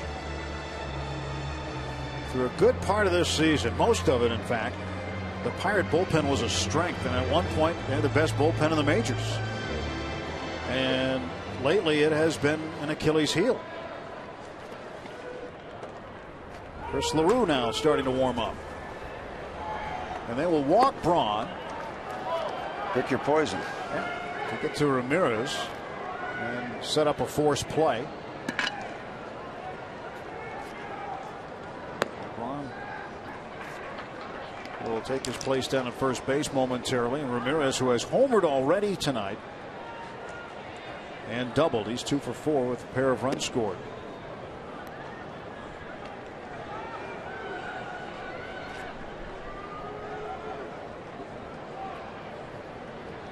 There's ball 4. Would they consider walking Ramirez also? Well, that's a possibility. The run that hurts is the one at third base.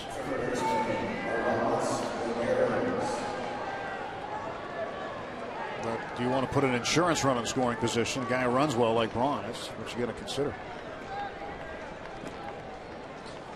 I wouldn't be surprised to see Braun take off here with 1 out. And that's another consideration. Here's where that running wild factor comes into play.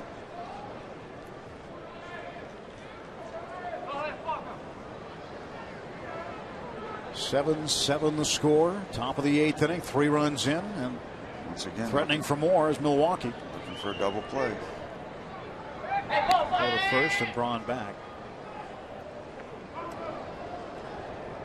Weeks has to keep an eye on where that ball is headed. The only problem with putting Braun on is he can take second base on you. But if you did, would you walk Ramirez, take the bat out of his hand? More than likely. First base open, set up a force with 1 out. Ishikawa on deck, left-handed hitter.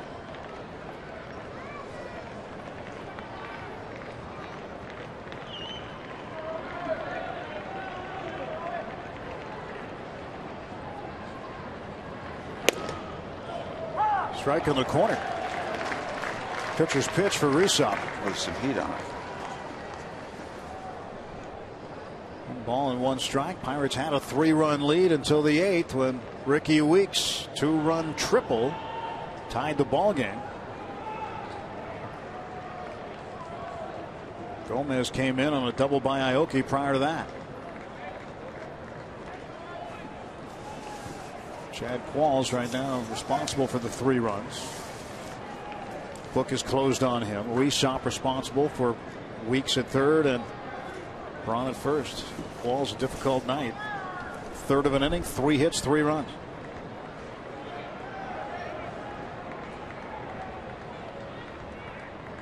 One to Aramis Ramirez. There goes Braun, and a ground ball up the middle. Pass to diving Neil Walker, and the Brewers have taken a lead. They've got the lead again. It's 8-7. The bullpen falters in the top of the 8th inning. Absolutely incredible.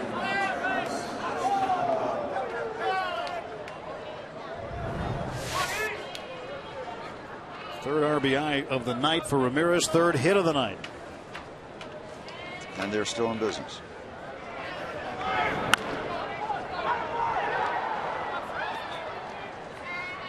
Got the ground ball, but not close to anybody, and the Brewers are. This is incredible. Incredible what the Brewers are doing to the Pirates. Pirates are 4-10 against the Brewers this season. Infield's going to come in. Pirates are trying to cut down this next run. Ishikawa, left-handed hitting first baseman with runners at the corners. And the pitch from Rysop. In for a strike call. Fastball at 93.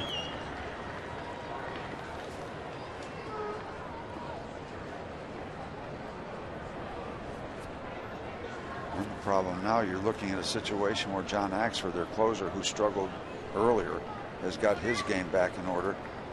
So you're going to go in with some kind of deficit, hoping to do whatever you can possibly do in the 8th. He's that tough in the 9th. And the Pirates got to get to the bottom of the 8th.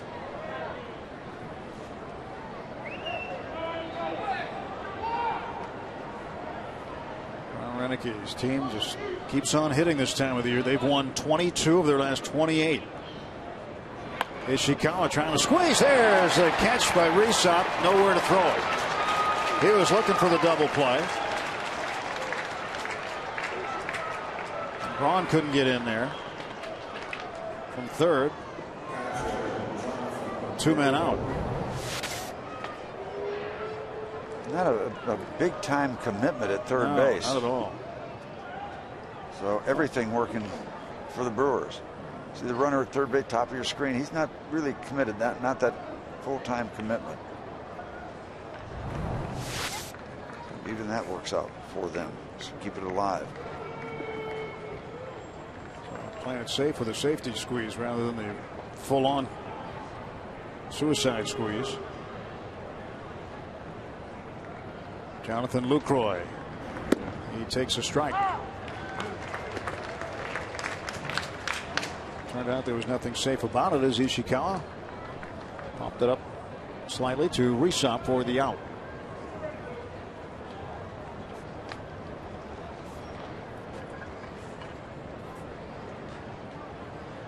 Oh, 1 pitch coming. Nothing in 2. Lucroy gets behind Rysop. And Chris trying to get the Pirates to the bat rack in the bottom of the 8th inning. They've got a little work to do. Brewers have put a 4 spot up in the top of the 8th inning. 8 runs on 11 hits for Milwaukee. 7 runs on 12 hits for the Pirates.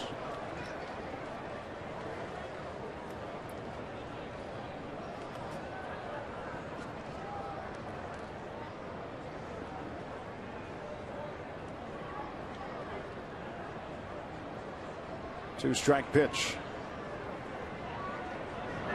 Lucroy, chopper wide of third. And a foul ball. And tomorrow, 8:05 Eastern. That's the time of the first pitch, expected in Houston, Texas. First game of the weekend series with the Astros.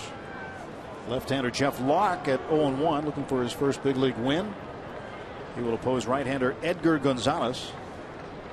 Gonzalez is 2-1. No balls and 2 strikes to Lucroy. And the pitch on the way from Rysop. Runners off the corners.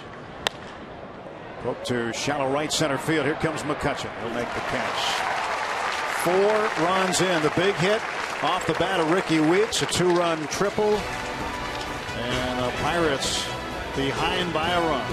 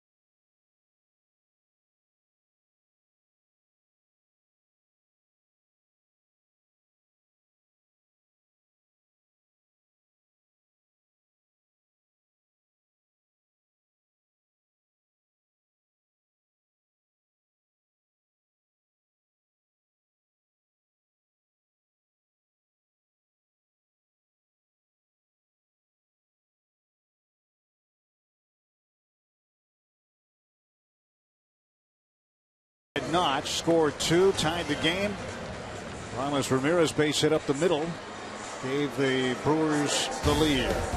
Nissan Road ahead. We told you Lachlan Gonzalez tomorrow night. Then Saturday night, an hour earlier, Kevin Correa will face Dallas Keuchel and A.J. Burnett and Jordan Lyles on Sunday afternoon. The Pirates' final visit to Houston as National League opponents. That's the Nissan Road ahead. Well, they got started at Citi Field in New York a little while ago, but they're still in the top of the first inning with the Eagles having scored a touchdown. 7-0 Philadelphia. Still hitting. By the way, the Mets have adjusted their rotation some as McHenry skies this one toward the left field side, and that one is going to bounce right in between Segura and Braun. Oh, there's a break. But just saying that the Mets adjusted their rotation. R.A. Dickey will face the Pirates now. He wasn't going to. I don't want it. You take it. Right at the last minute, and you almost think that it's such a long trip for Segura that Braun would take charge. I mean, it's not automatic. They both went a long way. So usually the guy coming in has a better feel, better sight line. So the Pirates get a break and hope they can put it to good use. This has been a wild affair. McHenry pops it up. Ricky Weeks makes the catch, and there's one gone for the Pirates. Let's take a look at what's happening around Major League Baseball. In case you missed it, the Reds clinched the playoff berth with a win over the Cubs. They won 5-3 at Wrigley today. The Nationals can clinch tonight. No score against the Dodgers in the second. And R.A. Dickey moved up a day. He'll face the Pirates Thursday in the final game of that 4-game series at Citi Field in New York.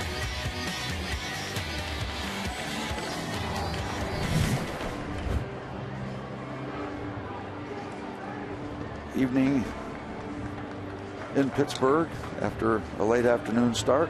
Brock Holt will come on to pinch hit. The information of Mr. Rodriguez and keep it going. Holt hitting in the 9 spot. 309.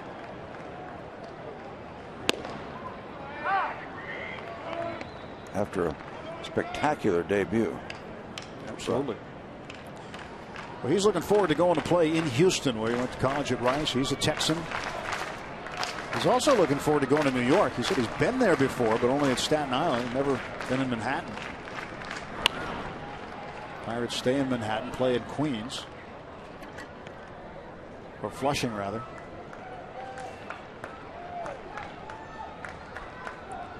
Hanrahan is up along with LaRue.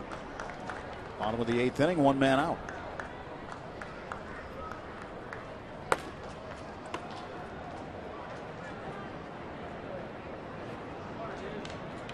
The 0-2 pitch coming from the former Met. Rodriguez is in the dirt, 1-2.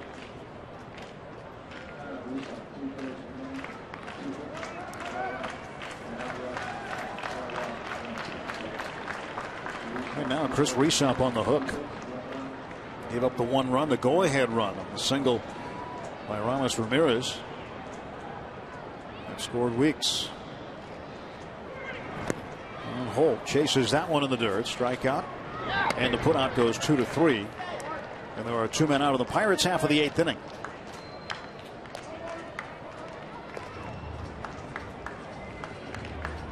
K-Rod, Francisco Rodriguez.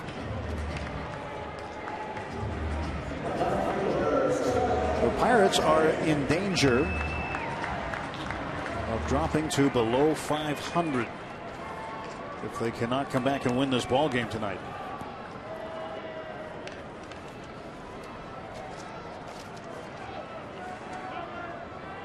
The last time they were under 500 was May 29th when they were 24-25.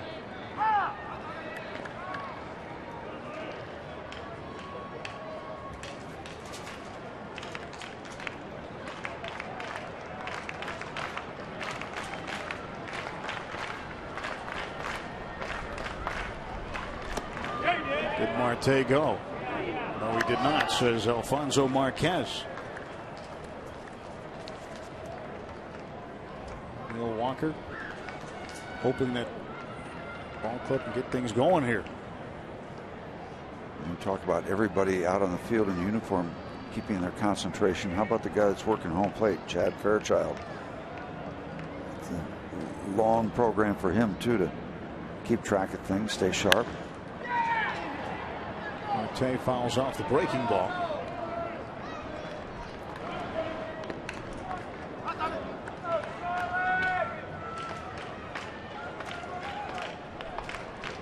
Jones getting ready, hoping for an opportunity. Marte at the plate. Snyder, McCutchen, Jones, Walker after that. 2 men out, bases empty. Pirates down by a run. Rodriguez 1-2 pitch to Starling Marte. Swung on and hit into left field. A base hit. Tying runs aboard. And with his speed, after stealing 2 bases already, fair chance that he would take off. 2 hits for Marte tonight.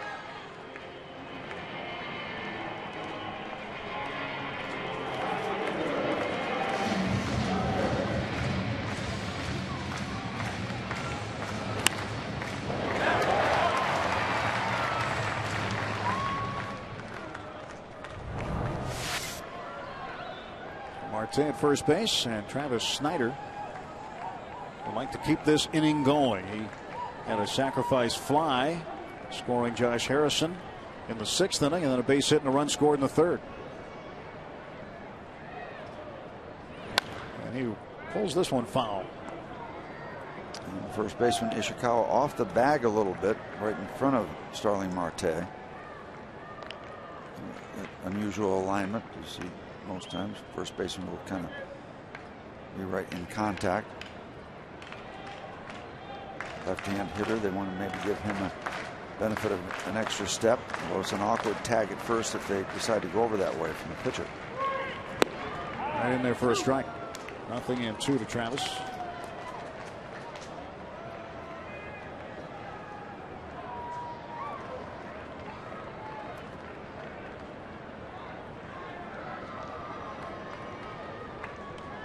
Marte gets a lead, and ready for the 0-2 is Travis Snyder. Won't get it yet.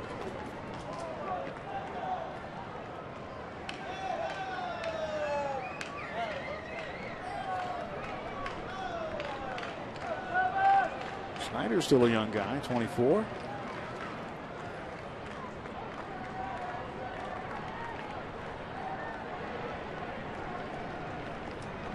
Here comes the 0-2. Rodriguez tried for the corner or the chase, but didn't get either. And speaking of Chase, Chase Utley's driven in a run for the Phillies as they successfully converted the 2-point extra point. And now 8-0. And they've gone to the bottom of the 1st, Citi Field. 1-2 pitch to Travis Snyder will wait and throw to first to Marte back. And now Ishikawa not concerned with making a tag. He doesn't know what's going on in back of him. They're just trying to keep him close without trying to pick him off.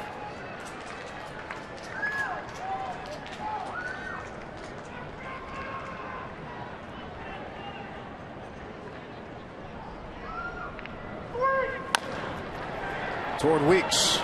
He's got one play. That's to first. And he retires Snyder. Nothing across for the Pirates in the 8th. Well, head of the 9th. Pirates running out of outs tonight. They trail by a run.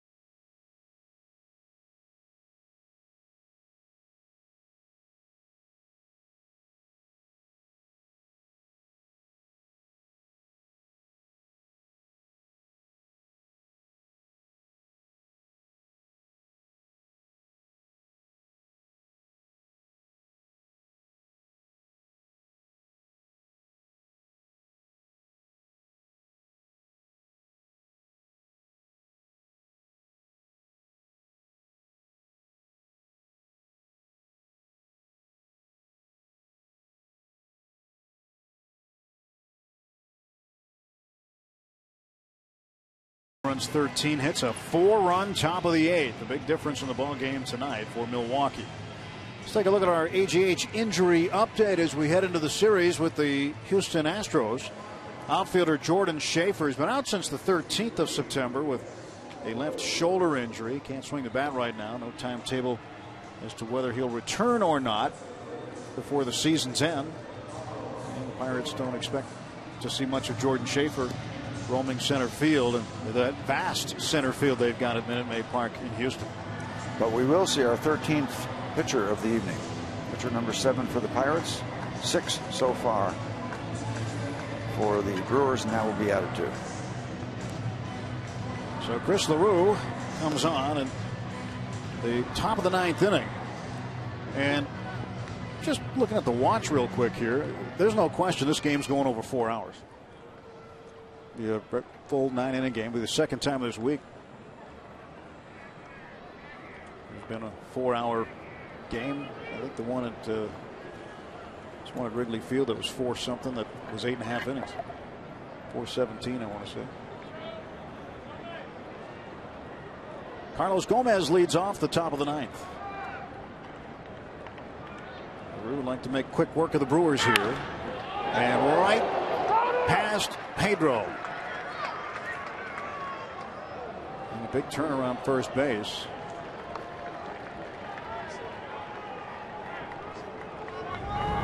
That was a rocket.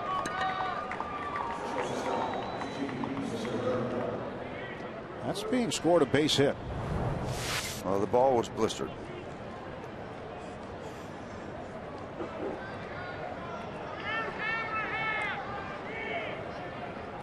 Gomez happy with that. That's his 3rd hit of the night. Leadoff single through the legs of Alvarez. It was blistered, but you know, you got the big body. If you get it in front, you knock it down. 2 sides to that scoring.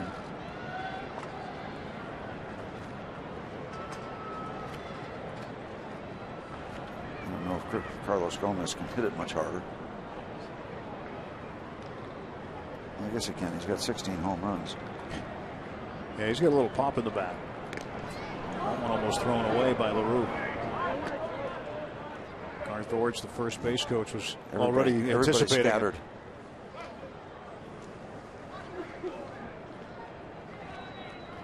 There's no reason to believe that Gomez will not go. Big lead. Perfect one. Good looking bunt. McHenry throws him out. And down to second base goes Gomez.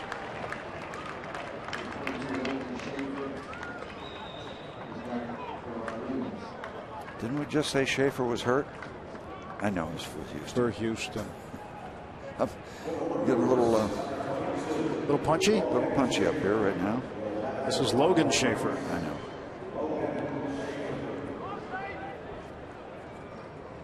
Maybe in Milwaukee they'd say Schaefer is the one hitter to have when you're having more than one. We'll go back to that old story about the beer that made Will Famey walk us.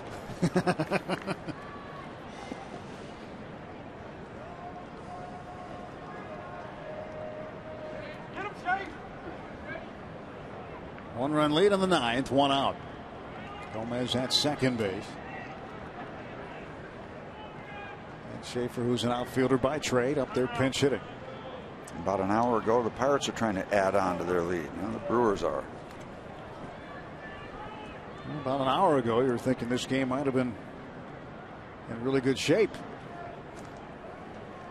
for the Pirates, but not the case. A 4-run 8th inning, and that has been something that hasn't occurred much at all, is production in the 8th inning. When the Pirates lead after 7 this year, they're 64-1.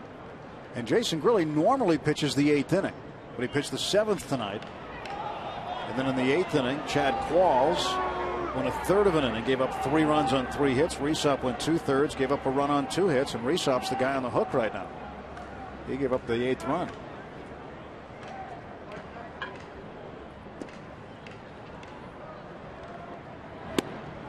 Strike called to Schaefer, 0-1.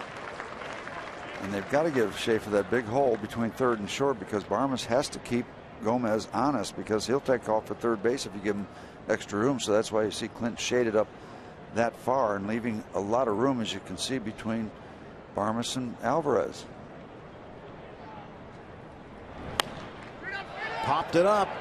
Foul ground for McHenry. That ball is going to drift into the seats.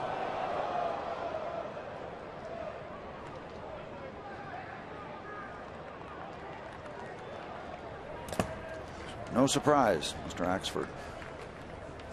Axford pitched last night, earned his 30th save in the 3-1 Milwaukee win.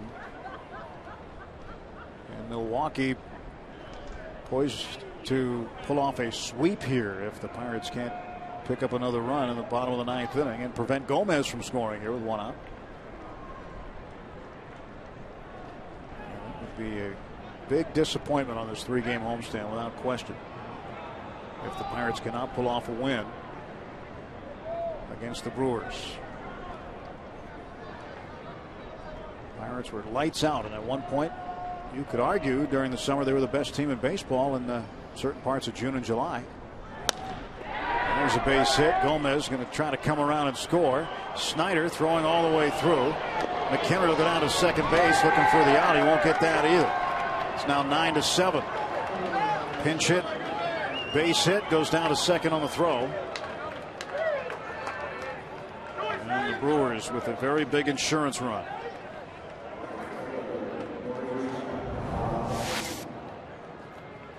He goes down and gets this pitch off the ground, almost literally off the ground. Big turnaround third, and initially running through a stop sign that Ed Cedar had put up, but then it became a moot point. The ball cut off. Michael McHenry saw the throw was not going to be anywhere near time or on a good enough line. Tried to throw at second base, and that didn't work. It has been one of those games.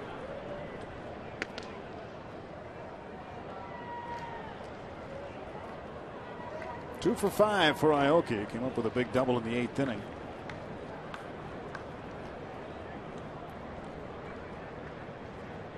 1-0 pitch from LaRue to Noichika Aoki. That's low.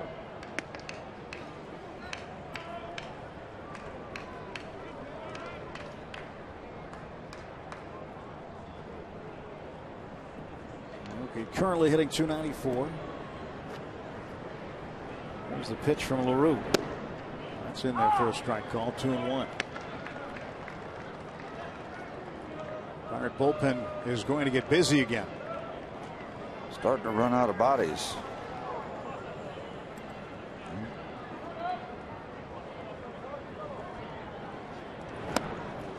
Two and two. Aoki, the spinning swing. Yep, putting his own personal spin on this game.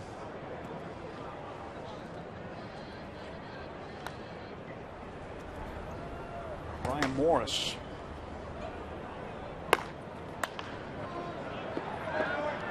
Aoki in protection mode, fouled it off.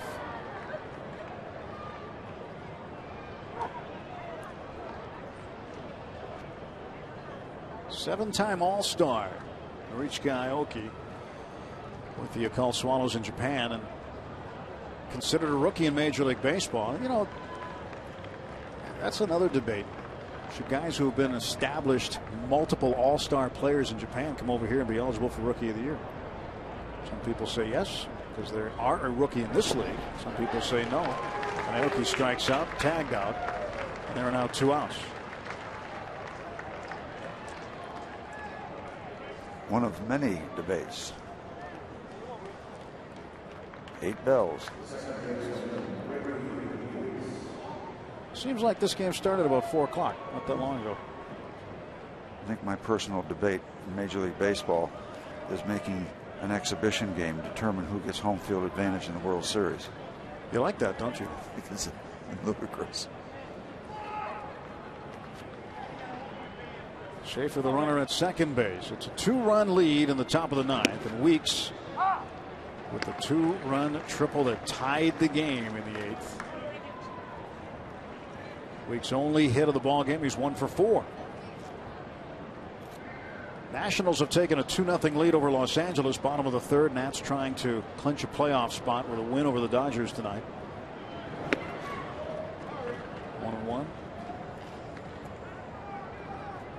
Brewers are looking like they're going to remain absolutely red hot.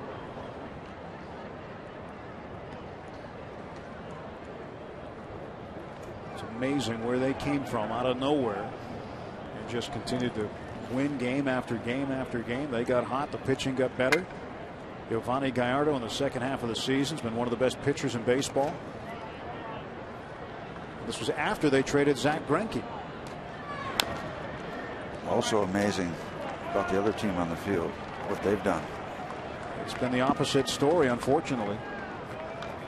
And it's almost inexplicable, to be honest. We watch it every night, and a lot of nights you're left scratching your head. This team was a season high 16 games over 500 on August 1st. 60 and 44 on August 1st.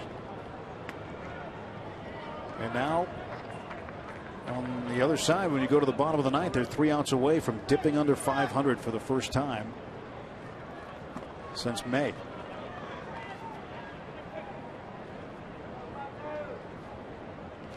Two balls and 2 strikes to Ricky Weeks, and LaRue struck him out. 1 run comes in on 2 hits, a man left. Last wraps for the Pirates. Can they do it?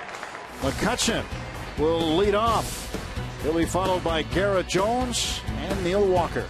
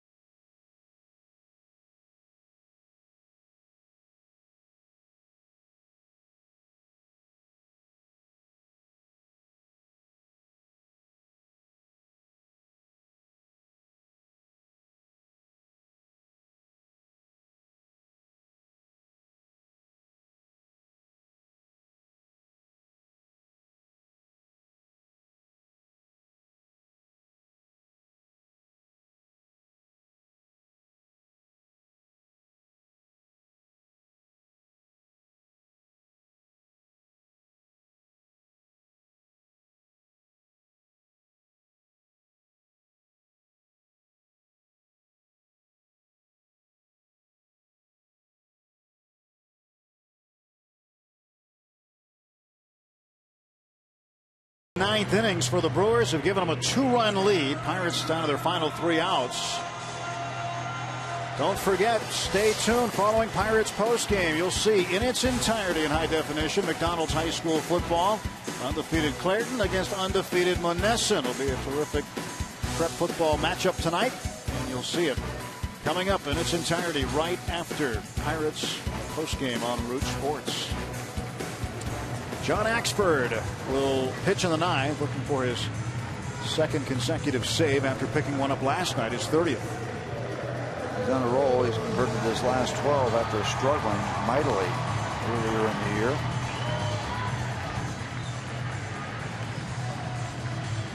Andrew McCutchen hopes to get it going. Last night, McCutchen hit a home run off Axford in the bottom of the 9th. Went oppo. Knocked it out over the Clemente wall for his 29th homer of the year.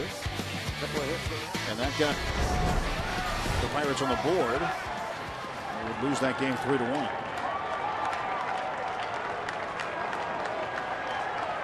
Axford facing McCutchen. And Ricky Weeks playing McCutchen up the middle. Segura playing the hole on the left side, so there's some room. And there's some heat as Axford comes in with that 95+ fastball. 2 balls and no strikes. And he has had some control issues. He has been knocked out of the closer's role at one point this year and then has been put back in by manager Ron Renicki. Well, that was control related. 2-0 to McCutchen. it's 2-1. Well, they're on the rail. They're hoping for something good to happen.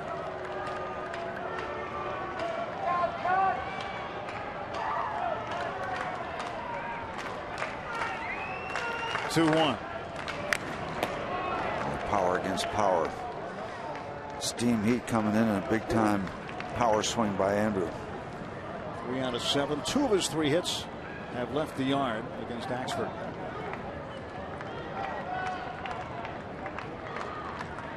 Two balls, 2 strikes to Andrew McCutchen. McCutchen hitting .339.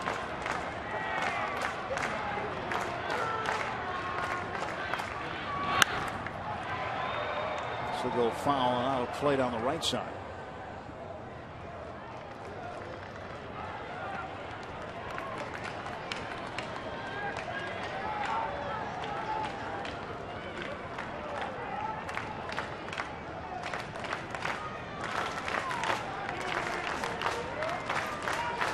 You're going to see mostly fastballs from Axford. He'll go away from it on occasion, but that's how he makes his living. And McCutchen strikes out.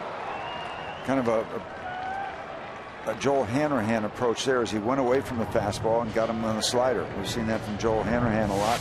This time downstairs under the strike zone. And because he throws so hard, sometimes you have to swing early. If you swing early looking for the fastball and don't get it, that's what can happen.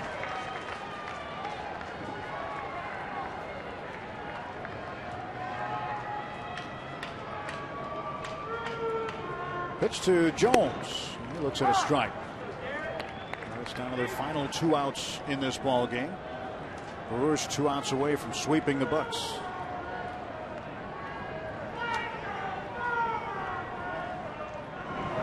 And that's strike 2. And for the Brewers, this is really an extremely important road trip for them, and it is starting out better than they ever could have hoped. Ryan Braun hasn't done a whole lot in this series. Everybody else has. 0-2 pitch. Jones fights that one off. But again, they go to Washington next. Washington can clinch tonight, and after they clinch, you got to wonder what they'll do. Will they set up their rotation at that point in time? Nationals leading the Dodgers 2-1 in the 4th right now. Cincinnati clinched earlier with a 5-3 win over the Cubs. When you clinch early, you got to be aware there's 2 weeks. You don't have people get too rusty also. Ball behind second base. Segura throws out Jones. No, he doesn't. Ishikawa couldn't make the catch, and this will bring the tying run to the plate. He's got to be an E3. He's got pretty good height. He went up there and got a lot of glove on it. See how they score it, but a break for the Bucks. Yeah, that's secondary to who they charge it to. Charge the shortstop. They did charge the shortstop. Segura gets charged with the error. Well, looking at it again, you think you catch it, but he can only stretch so far and still keep his foot on the bag at the top of the glove. Neil Walker representing the tying run in a 9-7 ball game. Bottom of the 9th inning, 1 out. Jones at first. Axford stretch. Now the pitch to Neil. Way up high. Axford has given up 9 home runs, including that one last night to Andrew.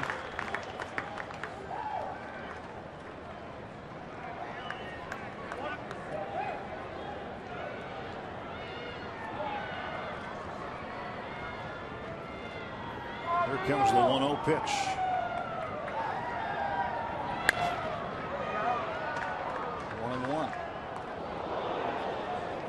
Wasn't out of play by very much. Might hit the top of the tarp. So a 1-1 count. Neil hitting .303 this season with runners on base. 56 out of 185 with runners on.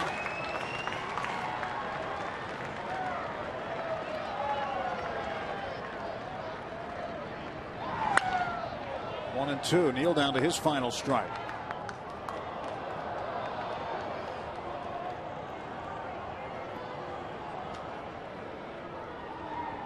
Milwaukee with 27 blown saves, most in the National League. Colorado next with 23. A lot of that going on when Axford was struggling, obviously. See if the Pirates can oblige.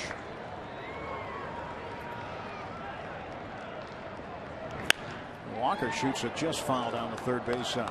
And away from the fastball again. Somebody get a cop. And somebody get him a washcloth for his beak. You get him a hanky. Get him a Kleenex here. I just whacked him in the nose and cleaned him up. Now the wingman will straighten him out. And Neil would like to straighten one out. Get Jones around. Foul that breaking ball off. Will he see the heat again? Walker, broken bat, looper. It is out of the reach of Ishikawa. Everything seems to be right now. Neil will get a new bat. Come back for another 1-2 pitch.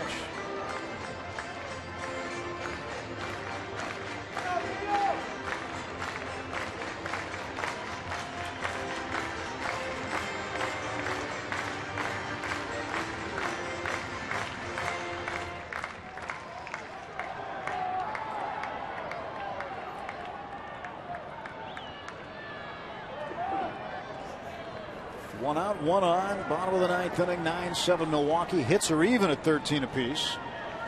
Jones the runner at first base, and Walker with a 1-2 count on him. And the pitch. And he struck him out. So Walker goes down. Once again, not doing it with a fastball, setting things up with a fastball, but going to the off-speed pitch. As he got McCutchen, he gets Walker. Pirates down to their final out tonight. Neal has struck out twice in the game.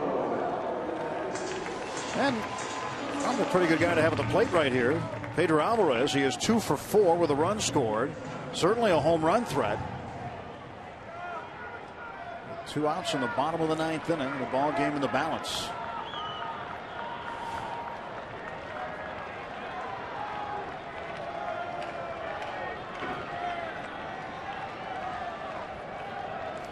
There goes Jones for second base. They'll let him go. Pedro lets the pitch go for a strike. Neal's a bit frustrated.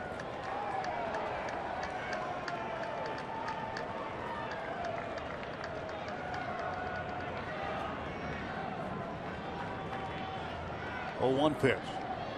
Alvarez now down to his final strike, and so are the Pirates tonight.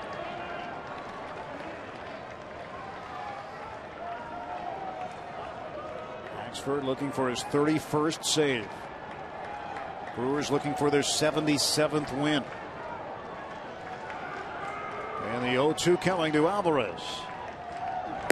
Struck him out, and the Brewers complete the 3-game sweep. They come back with 5 runs over the final 2 innings to erase a 3-run Pirate lead. And an extremely disappointing 3-game homestand for the Pirates. And for the first time since late May, the Bucks are under 500 at 74 and 75. And heading off to Houston, Texas to take on the Houston Astros for 3 straight starting tomorrow night. This is a hard one to take. This is a hard one to swallow. That's all I can say. Tough one. Tough. 9-7. Brewers get the victory. Let's go check in with the guys in section 103. Tonight, Stan Savran and John Wehner. All right, Tim, thank you very much. For the last 6 weeks, you keep wondering where exactly rock bottom is. And as the Pirates continue to sink like a boulder in the Mon, you figure there's got to be a bottom soon. John, I don't know if this is it. I would hope. I can't imagine things getting much worse than losing a ball game like this.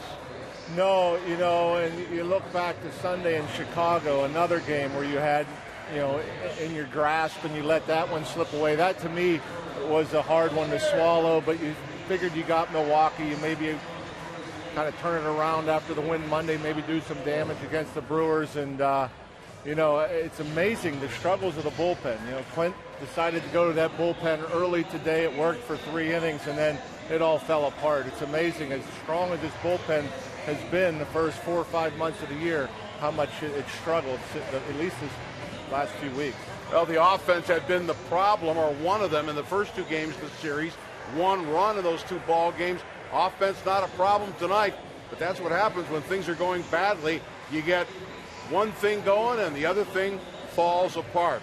Welcome to Pirates postgame. We've got much more for you here live from PNC Park, where the Pirates have dropped to one game under 500. The first time they've been under 500 since May the 29th.